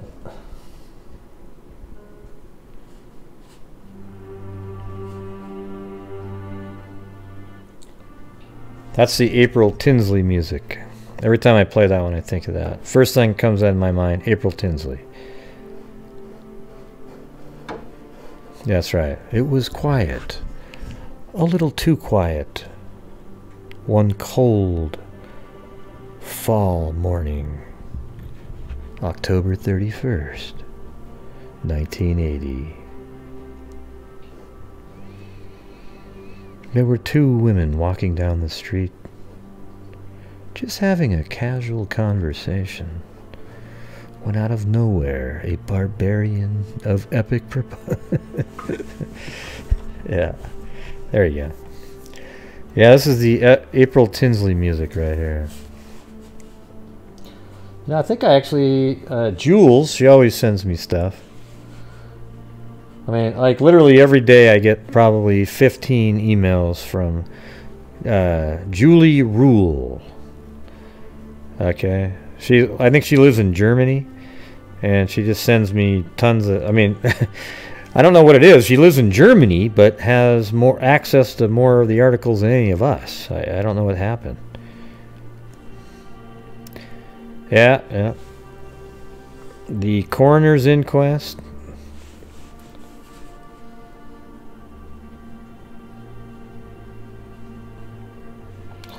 I think I have both the long videos, and actually,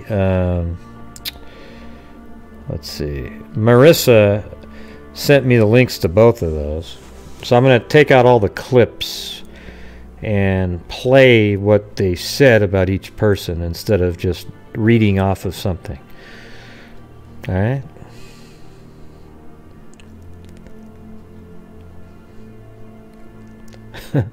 Back off if you're a barbarian. That's a little too calm, you know.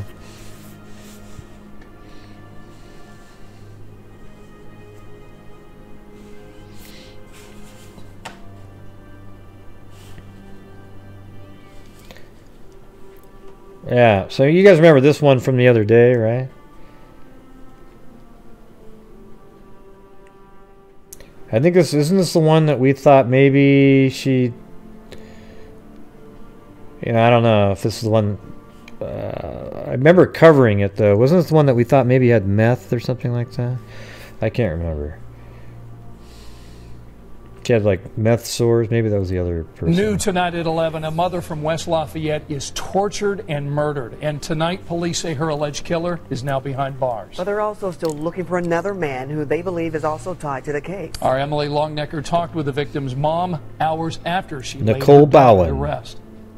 Nicole Bowen's mother had just laid her youngest daughter to rest Friday when she got the call from investigators she'd been waiting for all week.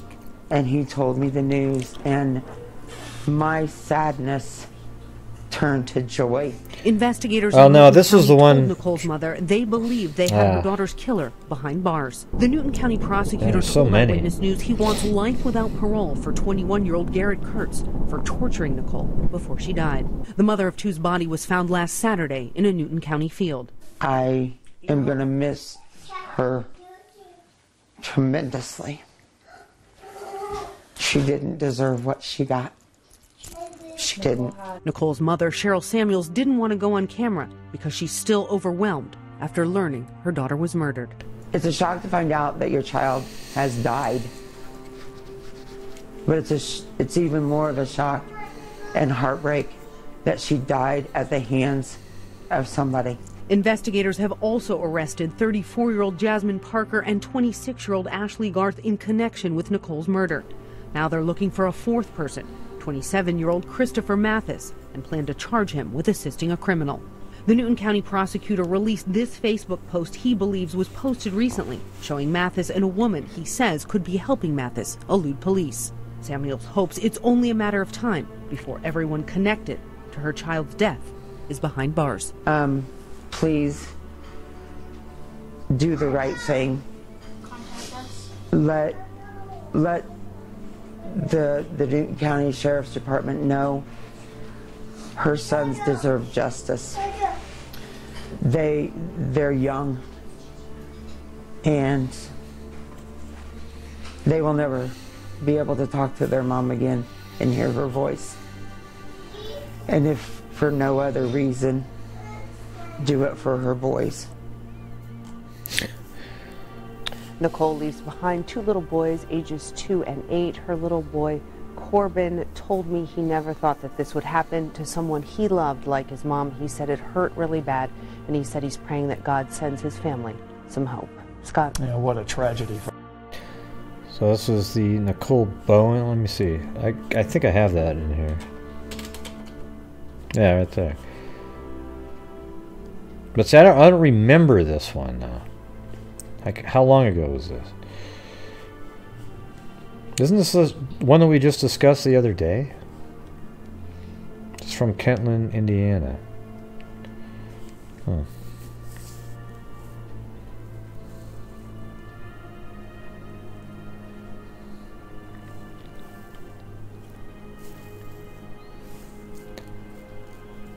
Was this the one that had the pond in the house that we found?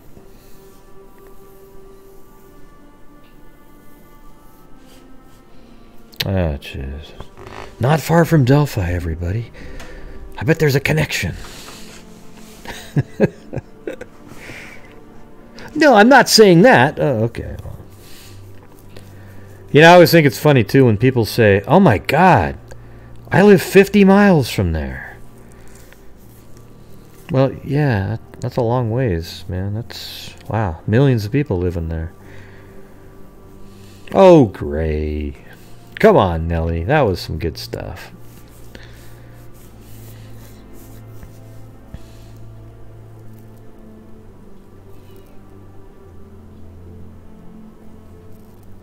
Oh, yeah. Yeah, I remember that.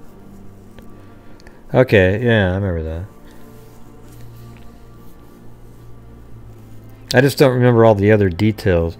Is that the one where we went down that dirt road for a while trying to find where maybe... Ah, no, that was the other case that we were following.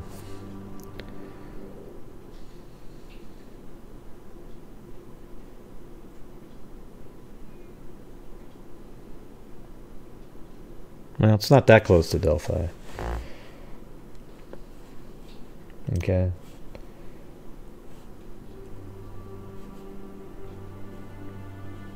It's 42 miles. If that's close, yeah, I guess.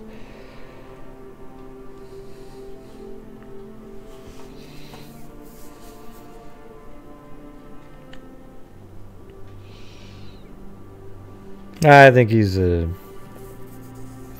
moron. I guess he's done it before too. Yeah, lots of. You're right about that. Lots of letdowns. I was talking about that with Morford and Lorden on our meeting on Friday.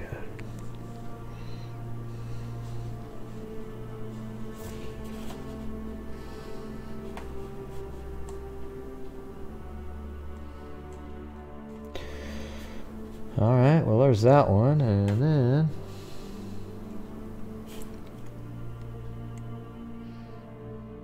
Well, here's a missing person. Maybe we can just throw this out there and see what we think about it. A missing teen from Bluffdale who they believe may be in danger. 15-year-old Mia George disappeared Thursday morning. And no sign of her since, except for an unusual phone call to her parents. News specialist Sean Moody is in Murray now with the latest on this case. Yeah, the last place investigators can trace Mia to is this UTA station here in Murray. They say she got off the train here, but not that one, there, Richard. They have no idea where she went. Look both ways before crossing the tracks. Mia's parents told police she'd been in good spirits before this happened on Thursday morning and weren't aware of anything suspicious. Investigators say she got on the front runner in Draper and was heading to a family member's place Thursday morning. UTA surveillance video showed her get off the train in Murray. Nothing from there. She's just seen walking northbound, and that's the last we've been able to tracer as far as video surveillance. Mia's father reported her missing Thursday evening. Friday, he got a strange call. The father received a call from an unknown person, said Mia was fine, she's happy, and not to worry about her. Since police posted Mia's picture and asked for help from the public, they've gotten a few tips. They thought they may have seen her, at a convenience store, walking down the road, this place, and so officers have been following up on that. No solid leads just yet, though. They're hoping to reunite Mia with her family soon. They're upset and nervous and just want her back home safe. So, of course, investigators are looking into that phone call as well. They say Mia's phone has not been turned on since Thursday morning. She was last seen wearing a purple camouflage pants, a black hoodie, black and white shoes, a black or gray beanie, and she had a skateboard with green and white wheels. In Murray, Sean Moody, KSL 5 News. Yeah. Alright. She seems kind of like she might... sounds like a good chance she's a runaway. Right? And then maybe told somebody, listen, I don't want to talk to her, but just let her know that I'm okay. Something like that, maybe. At least we can hope for that.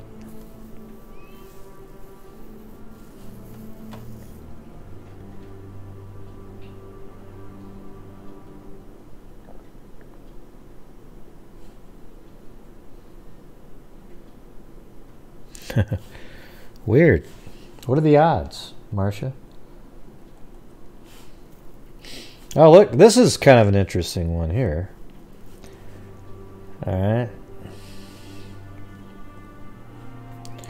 A corpse found at Oregon home of missing Disney Mouseketeer. Police have found a corpse in the southern Oregon home of missing Mouseketeer Dennis Day. Look, this is really weird. When I was reading about this earlier. Listen to how crazy this one is. I was reading it earlier in the morning and I was just like, really? On Thursday, Phoenix, Oregon, police asked Medford death investigators to examine a body found at 510 Pine Street. Hey, we should go check that out. 510 Pine Street in Phoenix. Well, if you just read it, don't start typing in anything, okay? Just let me read through the story.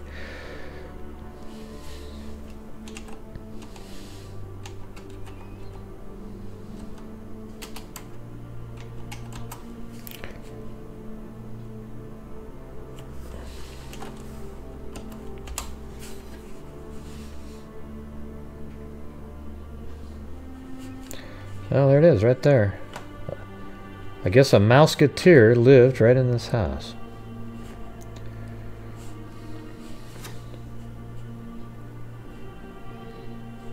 And his name is Dennis Day. I always liked, wasn't Annette Funicello one? She was pretty. Let's not kid around.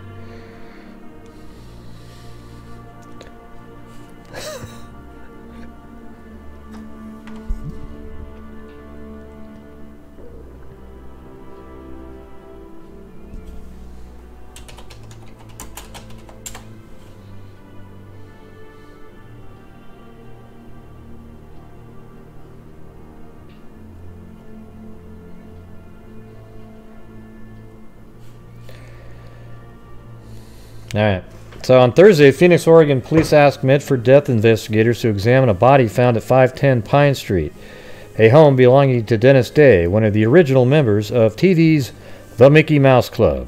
Day was first reported missing last summer. Authorities have yet to publicly identify the remains or release more details about the circumstances under which they were found. Back to you, Jim! All right, let's see if we can see him in here. New at 11 o'clock tonight. Investigators have found him. Well, actually, let's go through this. See, what's weird about it is he went missing months and months prior, but they found him in his house. So, like, hello, you know? You didn't look in his house at the time?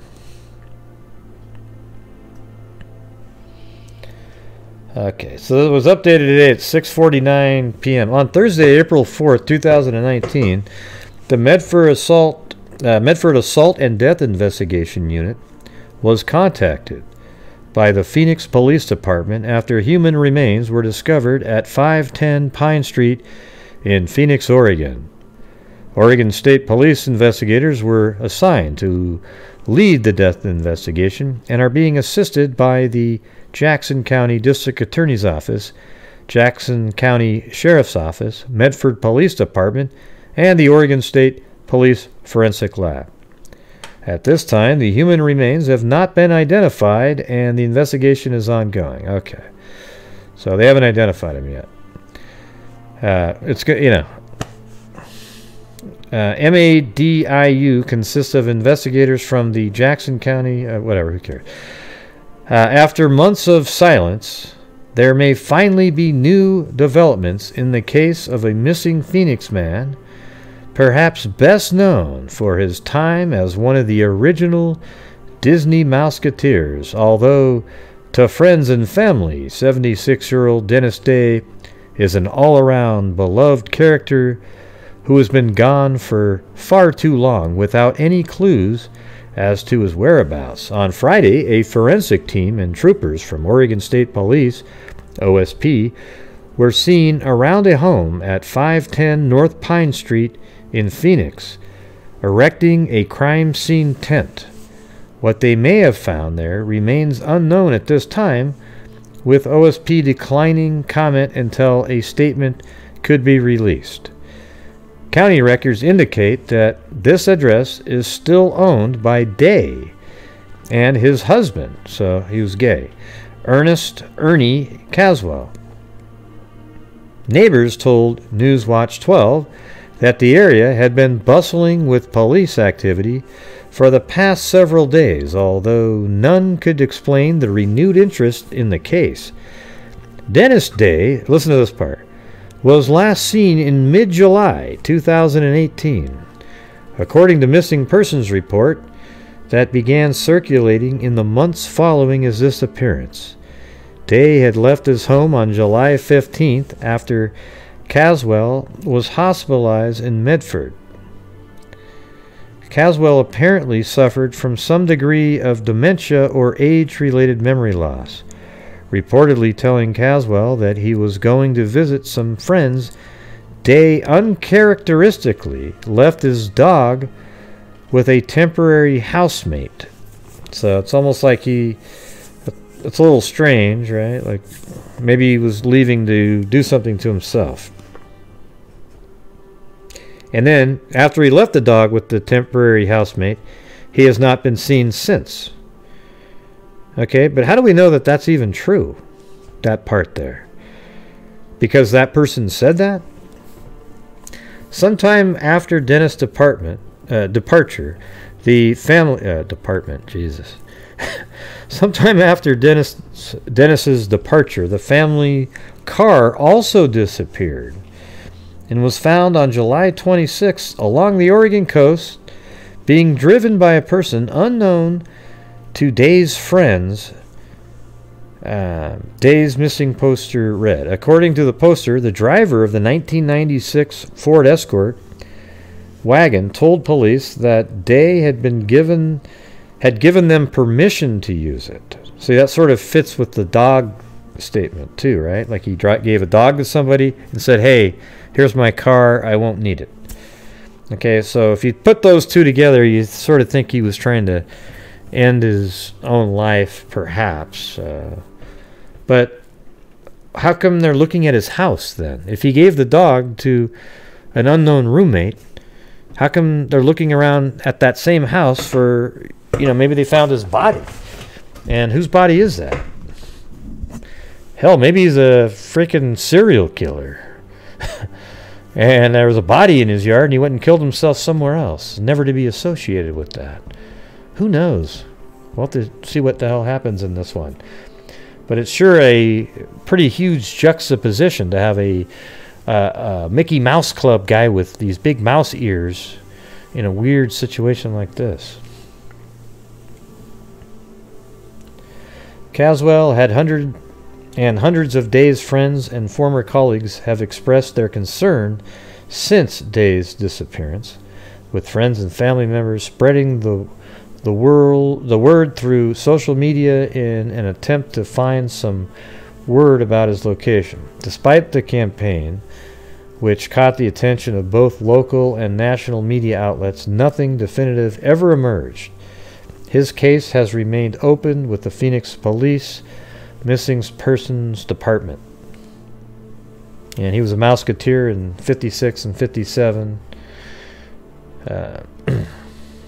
So let's look at this first part again. Okay, so at 6:49 on Thursday, April 4th, the Medford Assault and Death Investigation Unit was contacted by the Phoenix Police Department after human remains were discovered at that same property where he lived. Isn't that pretty weird? Come on.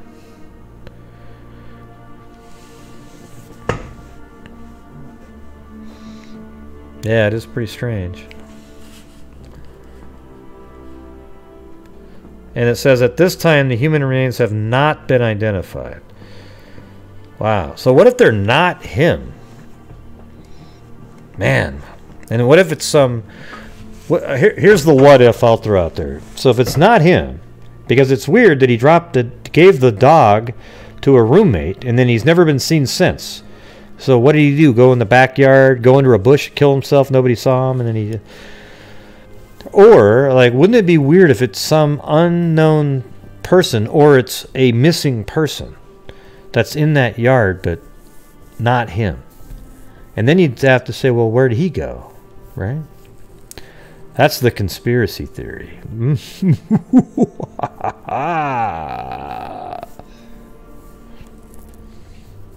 Now, the boyfriend, I don't know. I don't think he was at home. He was in a facility for dementia.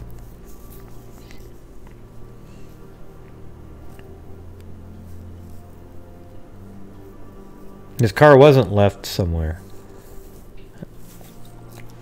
He gave the car to some random kids or something, and he said they could use it.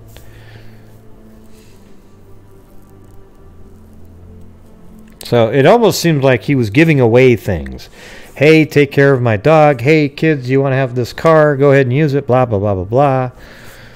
And like he's going to kill himself, right? But would he kill himself in the backyard of... I mean, here's the house right here, right?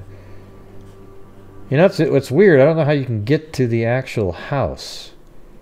How do you get to that house? Oh, is there a road right there that Google Earth didn't? Let me see. Yeah, I guess you'd go in there.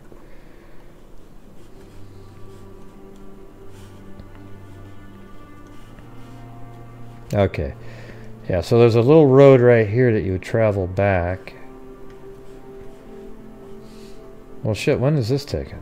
You know what we should do is see what the more recent Google Earth is and take a look. So when did he go missing again? Ah, man, I think we just missed it. Wasn't it July? Oh, darn it. See, this Google Earth is June 2018. Ah, darn it. That could have been interesting if that was like August 2018.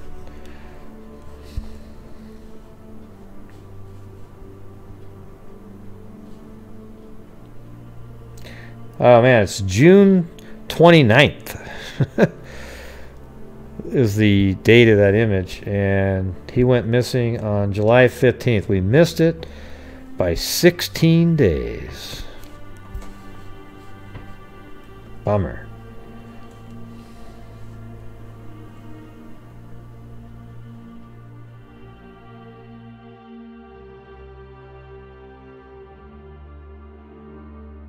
What do you think this is right here?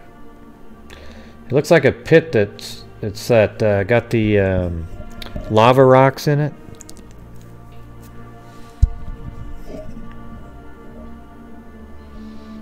It just depends on where you live, delusional lucidity. Some places very rarely get updated, like this one, for example. Like, look up here. You can see the little notches. Those are years. So you got June 2018, July 2017, May 2016, and then 14, 12. You know, you start really. But if it's New York, it seems like it's every few months, every month or so. I don't know. And then also the farther you go out, it's also, see, now it's a regular intervals, but we wouldn't be able to. That's 2016 right there. Look at that. That's 1984 right there. It's pretty cool that they actually had that.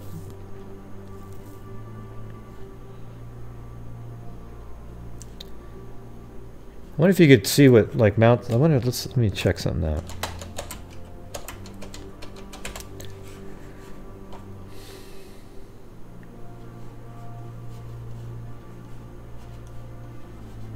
So that was Mount St. Helens. And see, look at that. I think another eruption happened. See that little dome right there?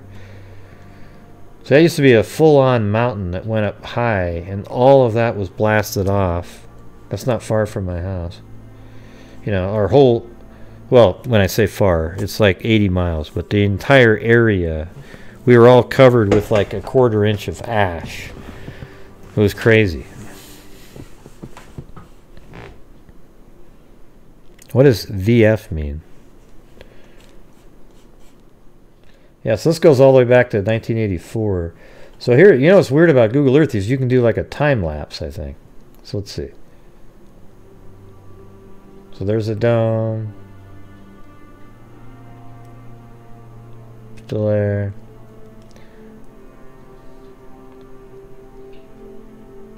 So right now it's just sort of building up the mountain again.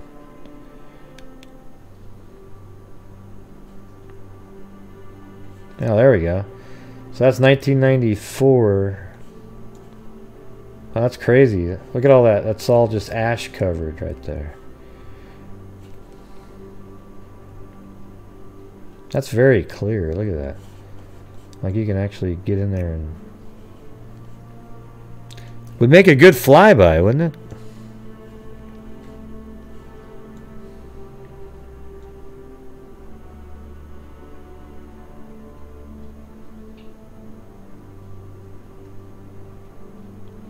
It looks like black and white.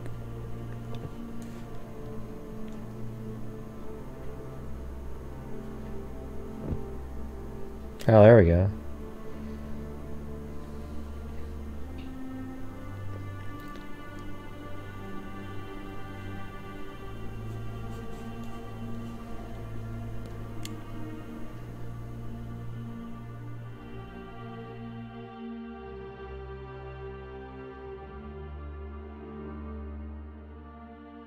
It just made me think of looking there.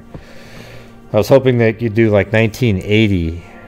Wouldn't it be great if they had a 1980 shot so you could see it and then immediately cut over to the right after that? But it only goes back to 1984. And this is the most recent one. July 2018. But look how much better these images have gotten. I mean, man, you can go right in there. It's weird. Oh my God, there's a person there. Look, it's got a mouth there and an eye. Look at an eye there and then like a mouth. Man, that's scary.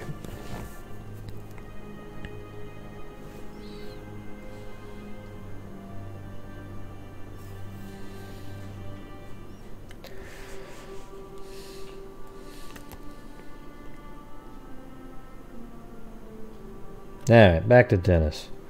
So what do you guys think about this Dennis character? Hey, do you guys want to call in or anything? I could open up the lines. Talk about anything, really. There we go.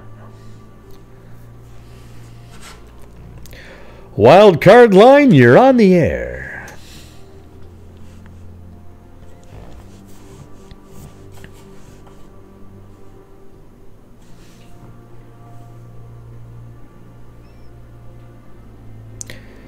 Drone's doing okay. I got the, I'm sort of setting up the Mavic. I'm kind of pissed off because when I plug the controller into the computer, it doesn't recognize it. I'm supposed to be able to play the simulator because they've added the Mavic 2 Pro in there, and apparently I'm supposed to be able to use it, and I've updated all the firmware and everything on the Mavic today, and it's just not, it doesn't recognize it. I don't know. But I updated all the battery. It's weird how you have to update the batteries. I don't know what that means. I don't want to mess around with the actual controller's drivers. Yeah. Yeah? Alright. Well, send me a link to that or something.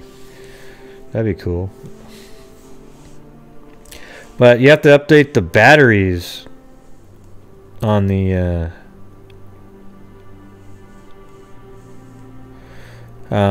drone itself. They're actually smart batteries or something. So you have to do firmware for the batteries, the remote control, and the drone. So it's all set now. I think I could literally, I mean, I had it in the living room. It was doing its little gyrations. I think I could have taken it off if I wanted to, but I didn't really feel like breaking it in the first 5 minutes. Yeah, there's people online saying that, see, there's this software called, let's see, what the hell's the name of it? A DJI Assistant. Okay, and you're supposed to be able to plug in your drone or controller, but it, again, like I'm saying, when I think I need a different cord or something. I don't know if it's bad USB cord or something. I don't know, but it charges, so that should work, right? Frustrating as hell is what it is.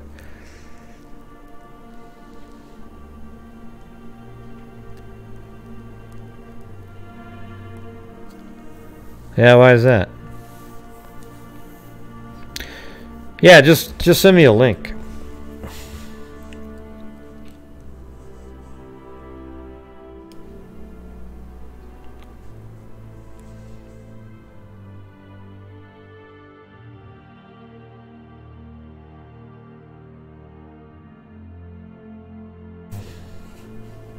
Oh, you don't have the number?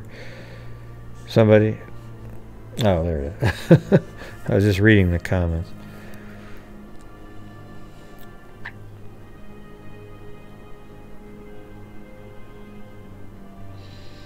So nothing? Nobody has anything to talk about? Jesus. Boring.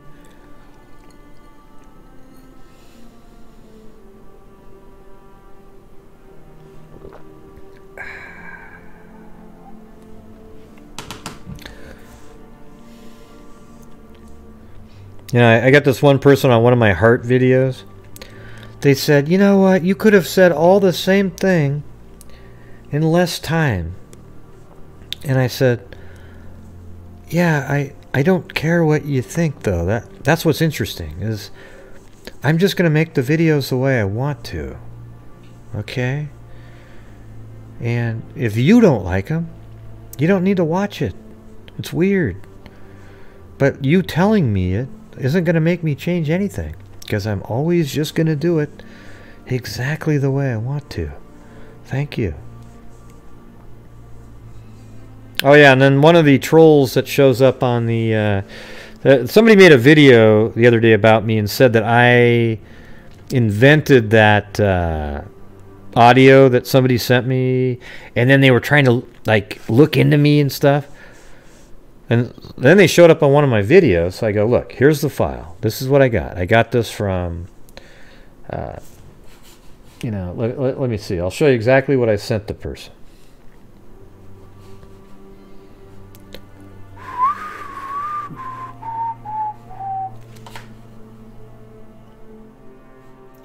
I mean, people are just, and then they keep saying, oh, I'm not a troll, I'm just, really, you should have seen this person, like, send it to me, I'll figure it out, to some other people.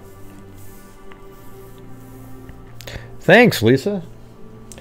Lisa Wilkerson tonight on NBC.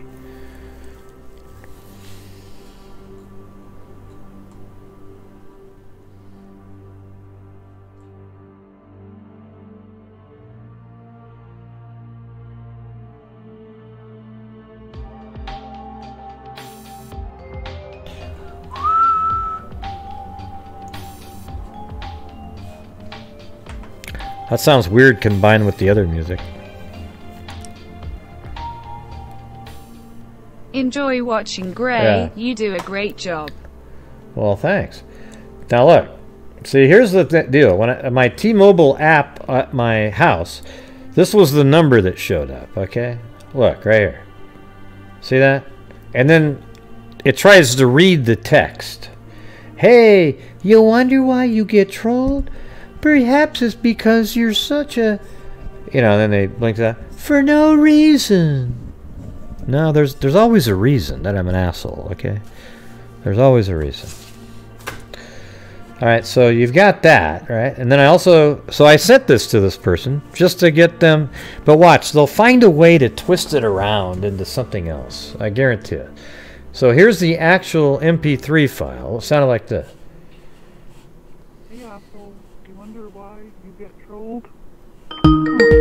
See, that's the original.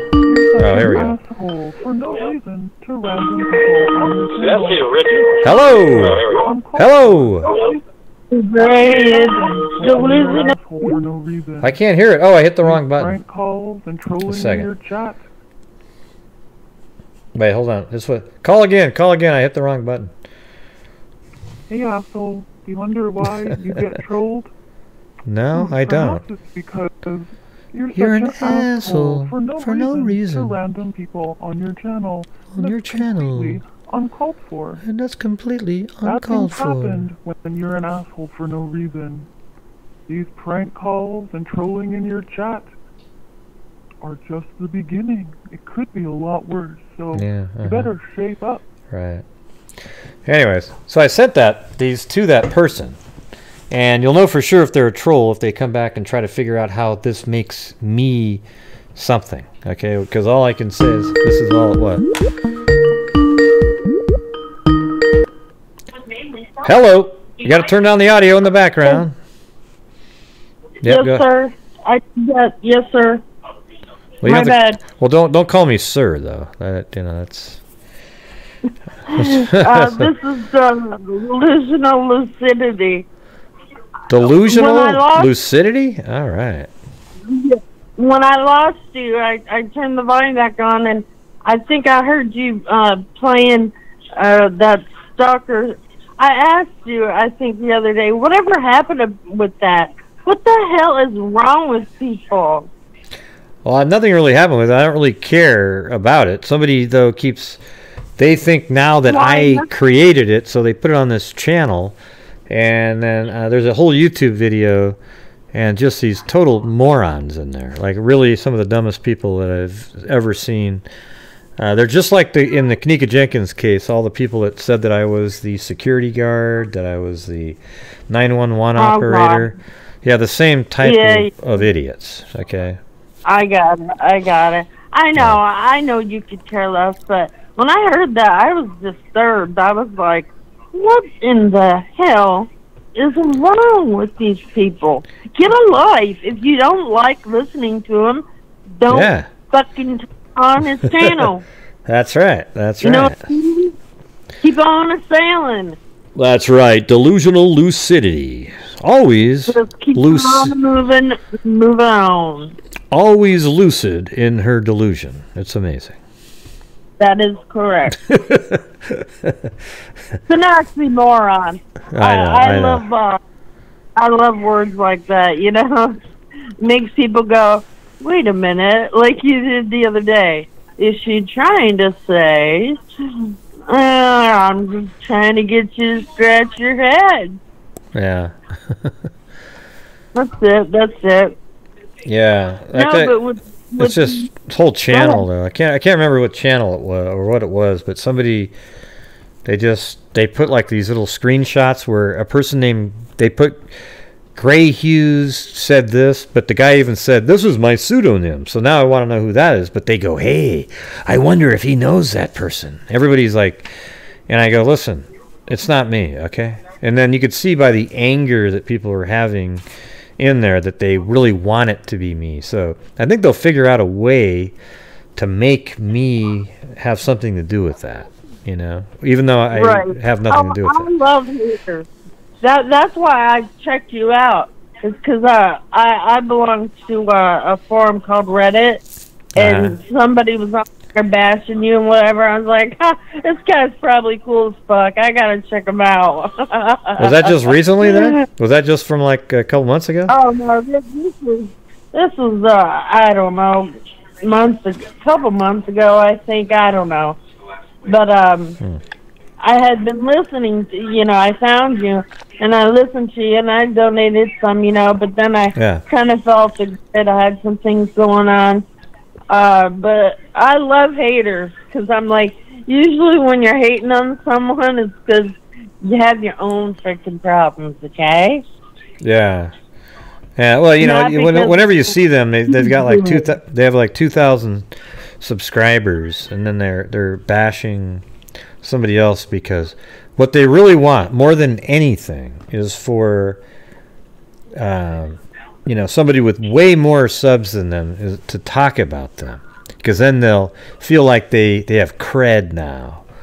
Oh my God, you know. So I try not to refer to people's names very often unless I like them, right?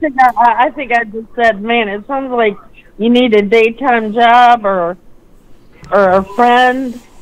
I don't know, man. I'm pulling for you, but lay off Gray. Yeah, I don't know. Lay off. Yeah, the channel I was on, I mean, you're not going to believe it, but the entire channel and everybody's thoughts and comments in there, they actually literally believe, I mean, unfortunately, I'm going to bring up the crappy case. They believe that Shanann Watts killed the kids. All of them. Oh my God. They literally all believe it. They go, oh God. And one person actually typed in a sentence it sounded like this.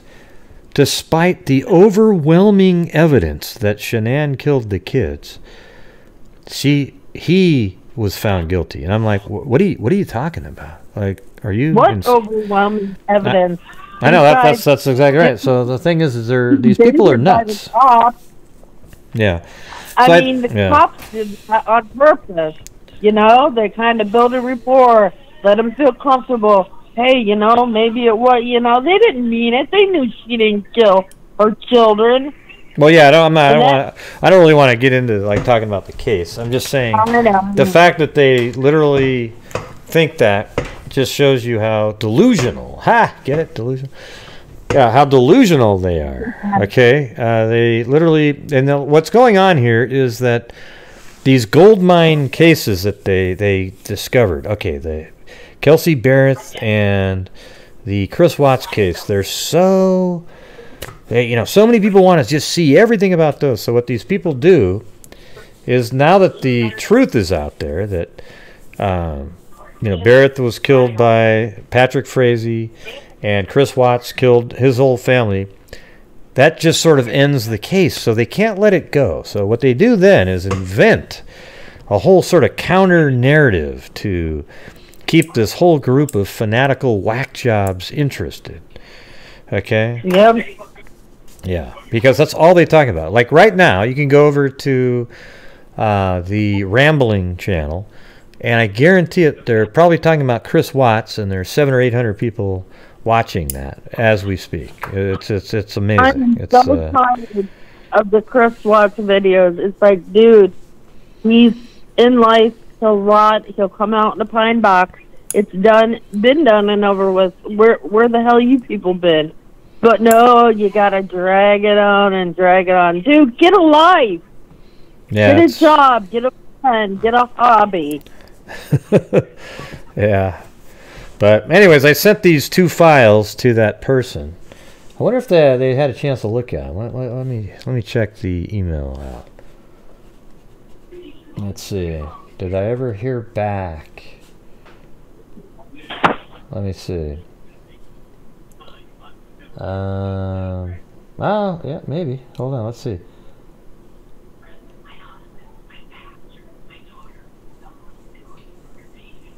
Now the person said, well, after listening to that voicemail, I have more questions and maybe a vague answer. Are you at odds with anybody from Canada? That accent, and especially enunciation of vowels, is a dead giveaway that the speaker is a friend from the north. I don't agree with that, so I'm not even going to answer that. Yeah, there's some people that said Canada. I didn't hear anything like that. Canadians just pronounce a few different vowel sounds differently, but those weren't in that audio. Right, and it was weird because there was there was people that kept saying Canadian during the show. So now you sort of wonder, I wonder who, was that the same person that is now emailing me? I don't know. I mean, not that it's a big deal. I can usually pick up on, someone's linguistics, but I was just alarmed by what they were saying. I was like, dude, you're making a terroristic threat. Illegal. Did you just crawl out of a hole? Yeah. God, get off my grave. That's right, damn it. Anyways, I didn't want to have to keep having conversations with this person. I just wanted to show that this is what I got. Right. That I didn't invent something or anything. Yeah, so that's what I'm going to write back. I'm just going to say, let's see. Yeah, I'm just going to say, yeah, not really interested in looking into it further. Just wanted to show you what I originally got. Okay, thanks. Yeah. Alright, that's it. Done. That's all I gotta say. Alright, well, shoot. So, I want to talk a little bit about the Jane and John Doe. I mean, if you don't mind, unless we're done. Tell me goodbye. See you later. Wait, hold on. Somebody's calling. I'm going to merge them in. Oh, I guess not. Well, it went to voicemail. You have to call back again, whoever called in right there. Anyways. Okay, what did you want to talk about? No, you asked me how I researched these John and Joe Doe cases. Uh-huh. I haven't been too impressed with Namath, to be honest with you, because they don't, do a cross-reference. Like, if you know that someone is missing and you happen to be a family member and, you find remains on a Doe network, you could possibly match it up. But I usually go across all kinds of forums, like Reddit and all kinds of forums naming, John and Jane Doe, and I'll take all the information down, and then I'll cross-reference it across, the Doe network, Namath, and stuff like that, and matching up. But believe it or not, you would not believe how many people are not reported missing for anywhere from 5 to 20, 30 years. And it's like, how do we get the word out that if your loved one is lost, you need to contact these websites, especially Namath, and give as much detail as possible. So what do you get off of? What are you getting off? Do you just type in? What are you looking? Is there like a place on Reddit that actually just has a bunch of missing people, or isn't it just sort of like a? I don't know how Reddit works really. Reddit, like Unsolved Mysteries or Unresolved Mysteries, and go in there and then click in John Doe. It'll bring up everybody who said, "Hey, have you read this about this John Doe or whatever?" And then I'll take as much information that I can from there, and then I'll cross-reference it with missing person cases that have been reported from St. Amos. But again, a lot of these family members who even have a Amos profile created, they don't add a whole lot of detail. Just last seen on this date, missing age date from this area. Well, just because they were missing from, Hacienda Heights, California, doesn't mean that's where they're going to be found. Killers have been known, Well, to drive 100 miles to dump a body. Yeah. Well, it's cool that you got some matches. Hey, they just said they wanted to make a limited edition mug that says, "Get off my gray." Just what you just said. I don't want to. That'd be kind of a weird. I got to make my Oogla Boogla one. That's next. Oogla Boogla. Oh, I love that. I freaking love that. Yeah. I don't know what the hell it means, but I love it, and I love the way it sounds. I think it came from, I think it was in a movie or something at one point, but it came from me because I was talking about EVP readings. How people just say... So I was watching, unfortunately, a YouTuber last night that was doing EVP readings for... somebody, and the person was crying and everything, and every time it would go, "I love you." See, it said "I love you." Did you hear that? "I love you." It said "I love you." See? Oh, and they were like, "Oh, thank you so much. Oh, thank you." And I was actually getting angry because you got this person that's really crying and really upset about it, and you're sort of just doing a show, goofing around about it. Hey, don't you have like a paranormal channel or something? Yeah, it's personal paranormal, but people just call in and tell their stories. Yeah. Oh, okay. I don't believe in EVP, that kind of shit at all. It's a joke. It's an app that you actually buy for $15. I know. And you put it on your computer, and then we're supposed to then all of a sudden. It's like, what? Yeah. I was really disappointed actually in the YouTuber. I was like, oh God, really? It was so disappointing. But whatever. Oh, and then I listened to your show the other night about people calling in with true crime stories. I was like, well, that's kind of interesting. Yeah, that was kind of fun. Remember we did that, right? Was that what you're talking about? People tell their own stories. Yeah. Yeah, because a lot of people have seen something or been there. I enjoyed that. Yeah, it's I don't like it because it's fake. It's completely fake. Like if a machine goes, "I want to see them." Oh, it said, I want to see you over there. Did you hear that? I want to see you. Oh, I want to see you over there. Oh my God. Oh God, she used to always say she wanted to see me. I'm like, I have pretty stealthy hearing, and I'm pretty sure that's not what they said. But some of these people have these channels, and they write it out verbatim. I'm like, how the hell did you get that? And then what's incredible is like the person I was watching was deploying all the classic techniques. So the person said, like it would go, let's see. And then the person that was actually getting the reading done for her said, "Did they say, is that an orange?" And then of course it's yes.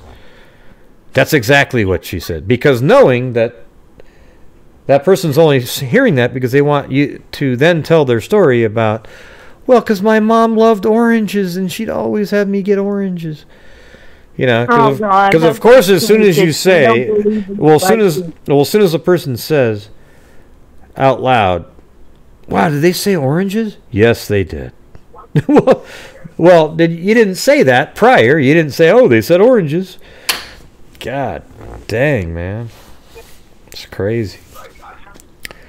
Yeah, I don't like how psychics take advantage of these grieving families. They're not real. Yeah, I mean, and there's one that Ada talks about, something Renner or something like that. That's FBI's used her and shit. I mean, she apparently just, you know, I don't know, but in general, like 99.99%. Let's just hold out hope that there's one that works. Okay, I don't know, but it's just called reading. Yeah, well, like she would just hold something and she's. You're bound to say someone probably died of suicide, or on September 11th, or drowned, or you know. And it's is there a John or a Jim or John? Oh yeah, John. I'm a John. Oh yeah, I'm seeing something about a heart or something. Oh my God! Yeah, he died of a heart attack. Oh. Yes. And if a woman's in her 70s, chances are, yeah, her parents probably have passed on. It's the Jim trick. Okay. That's the. I always say that one. It was on the Trailer Park Boys, the show where the guy comes up behind they get pulled over by a cop, a little younger cop. So Randy or Ricky turns over and says to the person, "Hey, do you know a Jim, or does a Jim know you?" And then the cop said, "Oh, my dad's name is Jim." And he goes, "Oh, wow." So, you know, it was just, and then he built this whole narrative around that, and then he got off getting the ticket. You know, it's just it's a trick. Sylvia Brown was a fake, right? And I'll never forget, she was on, I think, Montel Williams or something, right? And this woman stood up, and Sylvia's up there grabbing her chest going, "I feel this person drowned." And the lady's like, "No." And she goes, "Was it a gunshot wound?" She's like, "No, she died in September 11th. It's like, well, there you go. Yeah. Well, hold on. No, listen, there's no spirit boxes are not allowed on. I changed the name of my channel from Personal Paranormal Experiences to Paranormal Experiences. That way, on the nights when maybe I just want to do a video on the Roswell incident or something. You know, that's not my personal. Ooh, that would be really interesting. Like, that's not my personal experience, but I might want to make a video, so then it would fit in there. But I'll still do these shows where people call in and tell their stories. See? But I could do the Roswell incident like the way I do it. Right? Go back, get the news articles, find the locations on a map. You know, I mean, it's pretty crazy shit, man. Well, and the government did deny its existence for how many decades and decades, and it really did exist. So it's like, well, what were you hiding? Something. Yeah, I think definitely something's out there. 100%. Especially with that CIA guy that came forward in the last year or so. That was crazy. He was on CNN, you know. Yeah, it's got to take the credibility of the person, you know, giving their account. You know, a decorated CIA guy, which you're not supposed to know about either, but comes out after, you know, a 35-year career and says, well, I'm going to speak up. I'm probably going to get killed for it, but here goes, you know. I mean, he's got everything to lose. Yeah, he just retired, and he was on there, and he said that if you go watch it, just type in CNN, CIA, UFO, and it'll pop up. But he said that when he was working there, they saw ships doing things that does not exist in any country's arsenal. And it was, and then at the very end, I think it was Erin Burness or whatever her name is. She said, "Hey, so do you think we're not alone?" And he said, "Or do you think we've been visited before?" And he said, "Well, all I can say is we've seen things that do not exist in any country's arsenal, and that And then she was kind of pressed him again. He goes, yeah. I mean, basically, he kind of said, yeah, at the end. I mean, it was crazy. I mean, it's like somebody that high up, like he was running this whole department, you know. Have you ever heard of Robert Scott Lazar? Bob Lazar, yeah. Worked at he was at Area 51. Right, Yeah. and he never made any money on it, and he only ever gave 2 interviews. I mean, he's a legitimate scientist.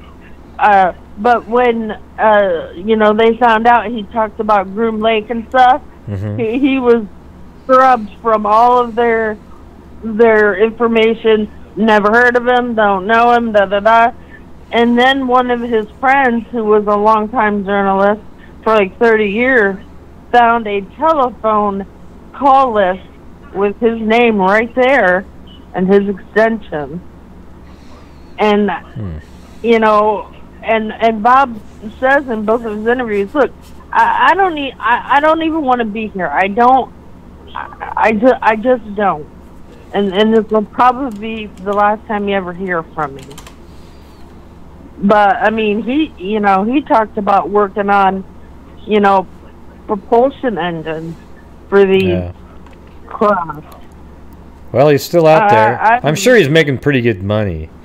You know, he's like he probably makes the tours now. He's always the guy that shows up on you know, the circuit, the UFO circuit. I don't know. No, he doesn't. Who's the guy? Who's the one guy? Who's the Roswell King guy? What the hell was that guy's name? Remember, he was on Art Bell all the time. He looked weird. He was kind of short, white hair, glasses, kind of talk like you know, like that a little bit. The hell was his name? God. Come on, you know them all. How about this? No, I'm going to type it in. Regular Art Bell. I mean, Richard C. Hoagland was on there all the time. Guess. All right, let's see. I wonder if it'll say, like, on there who his regular guests were. Ah, crap. Oh, wait. Oh, man, it almost popped into my head for a second there. What was his name? John Quiones? Man, you're going to get me busted with the audio on there. I can hear your John Quiones. Oh, no, I've never heard of him. No, in your background. On your phone. John Quiones. What are you watching? No, my TV's on, but my YouTube is muted. Oh, here we go. Regular guests. Let me see if I remember any of these.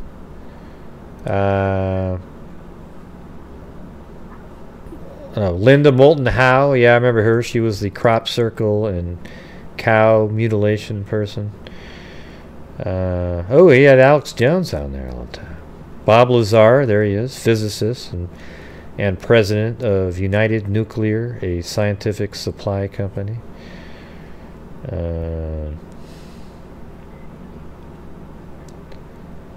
I think his name was Stanton Friedman. There you go. Now that I say it, let me see if I can find that. Stanton. Yeah, there he is. Stanton Friedman, right there. See, right there. White hair, glasses. You know. See that, man? My memory isn't as bad as I thought. No, it's not. What are you watching in there? Your whole show is playing live on my show in the background. Oh, it's John Walsh, American Pursuit. Sorry. Well, you should go check it out. I'm probably gonna end the show now, anyways. It's kind of late. I got to get up in the morning. So. All right, Hey. nice talking. Well, thanks for calling in. Stay off my brain. Yeah, that's right. Thanks for calling in. All right, see you later. No problem. Bye. All right. Well, anyways, I'm going to get going. but I'm going to say thank you to Cindy Schaefer, Kit Kat, Sam the Schnoz, Delusional Lucidity, Claudia Neubauer, Mag, and Lisa Wilkerson. Thank you all for contributing on the in Super Chats. Right? So, yeah, I think I'm going to do a flyby of Mount St. Helens. All right. With the most recent... Look how clear that looks, man. That's awesome.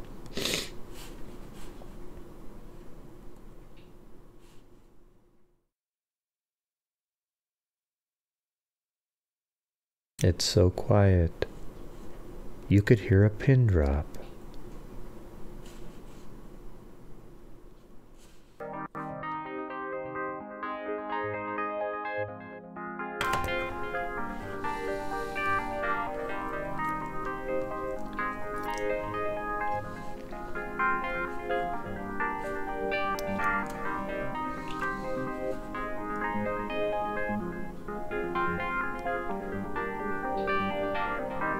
Boom!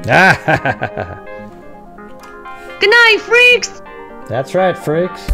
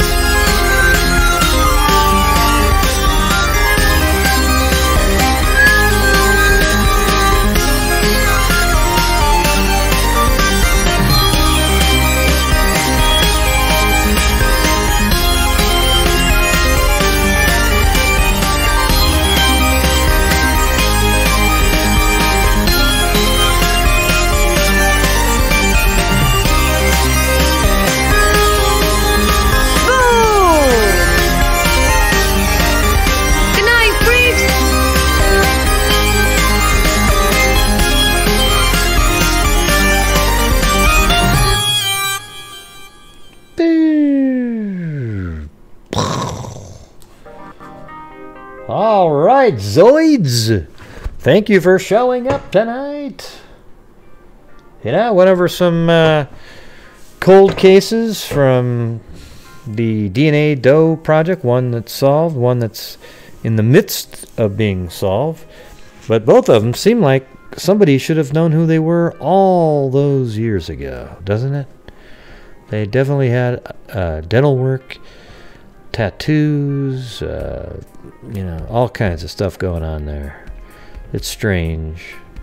I can't imagine being forgotten like that, or not cared about enough where somebody didn't report me missing, where you could actually connect the dots. All right, everybody. Thank you for showing up tonight. I think Blue is already... Come on, Blue. Come on, Blue. Come here, buddy. There he is. Ding. He was running around. He was just getting something to eat. All right, say hello to everybody, Blue. All right. Hey, check it out right there. Look. Right there, Blue. Look.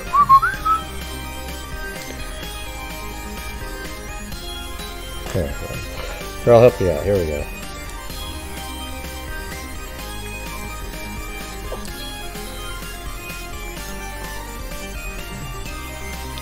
All right, Blue. Come on. Is there a better dog in the world than Blue? Give me a break. All right. Well, yes, Gray. My dog is. Okay.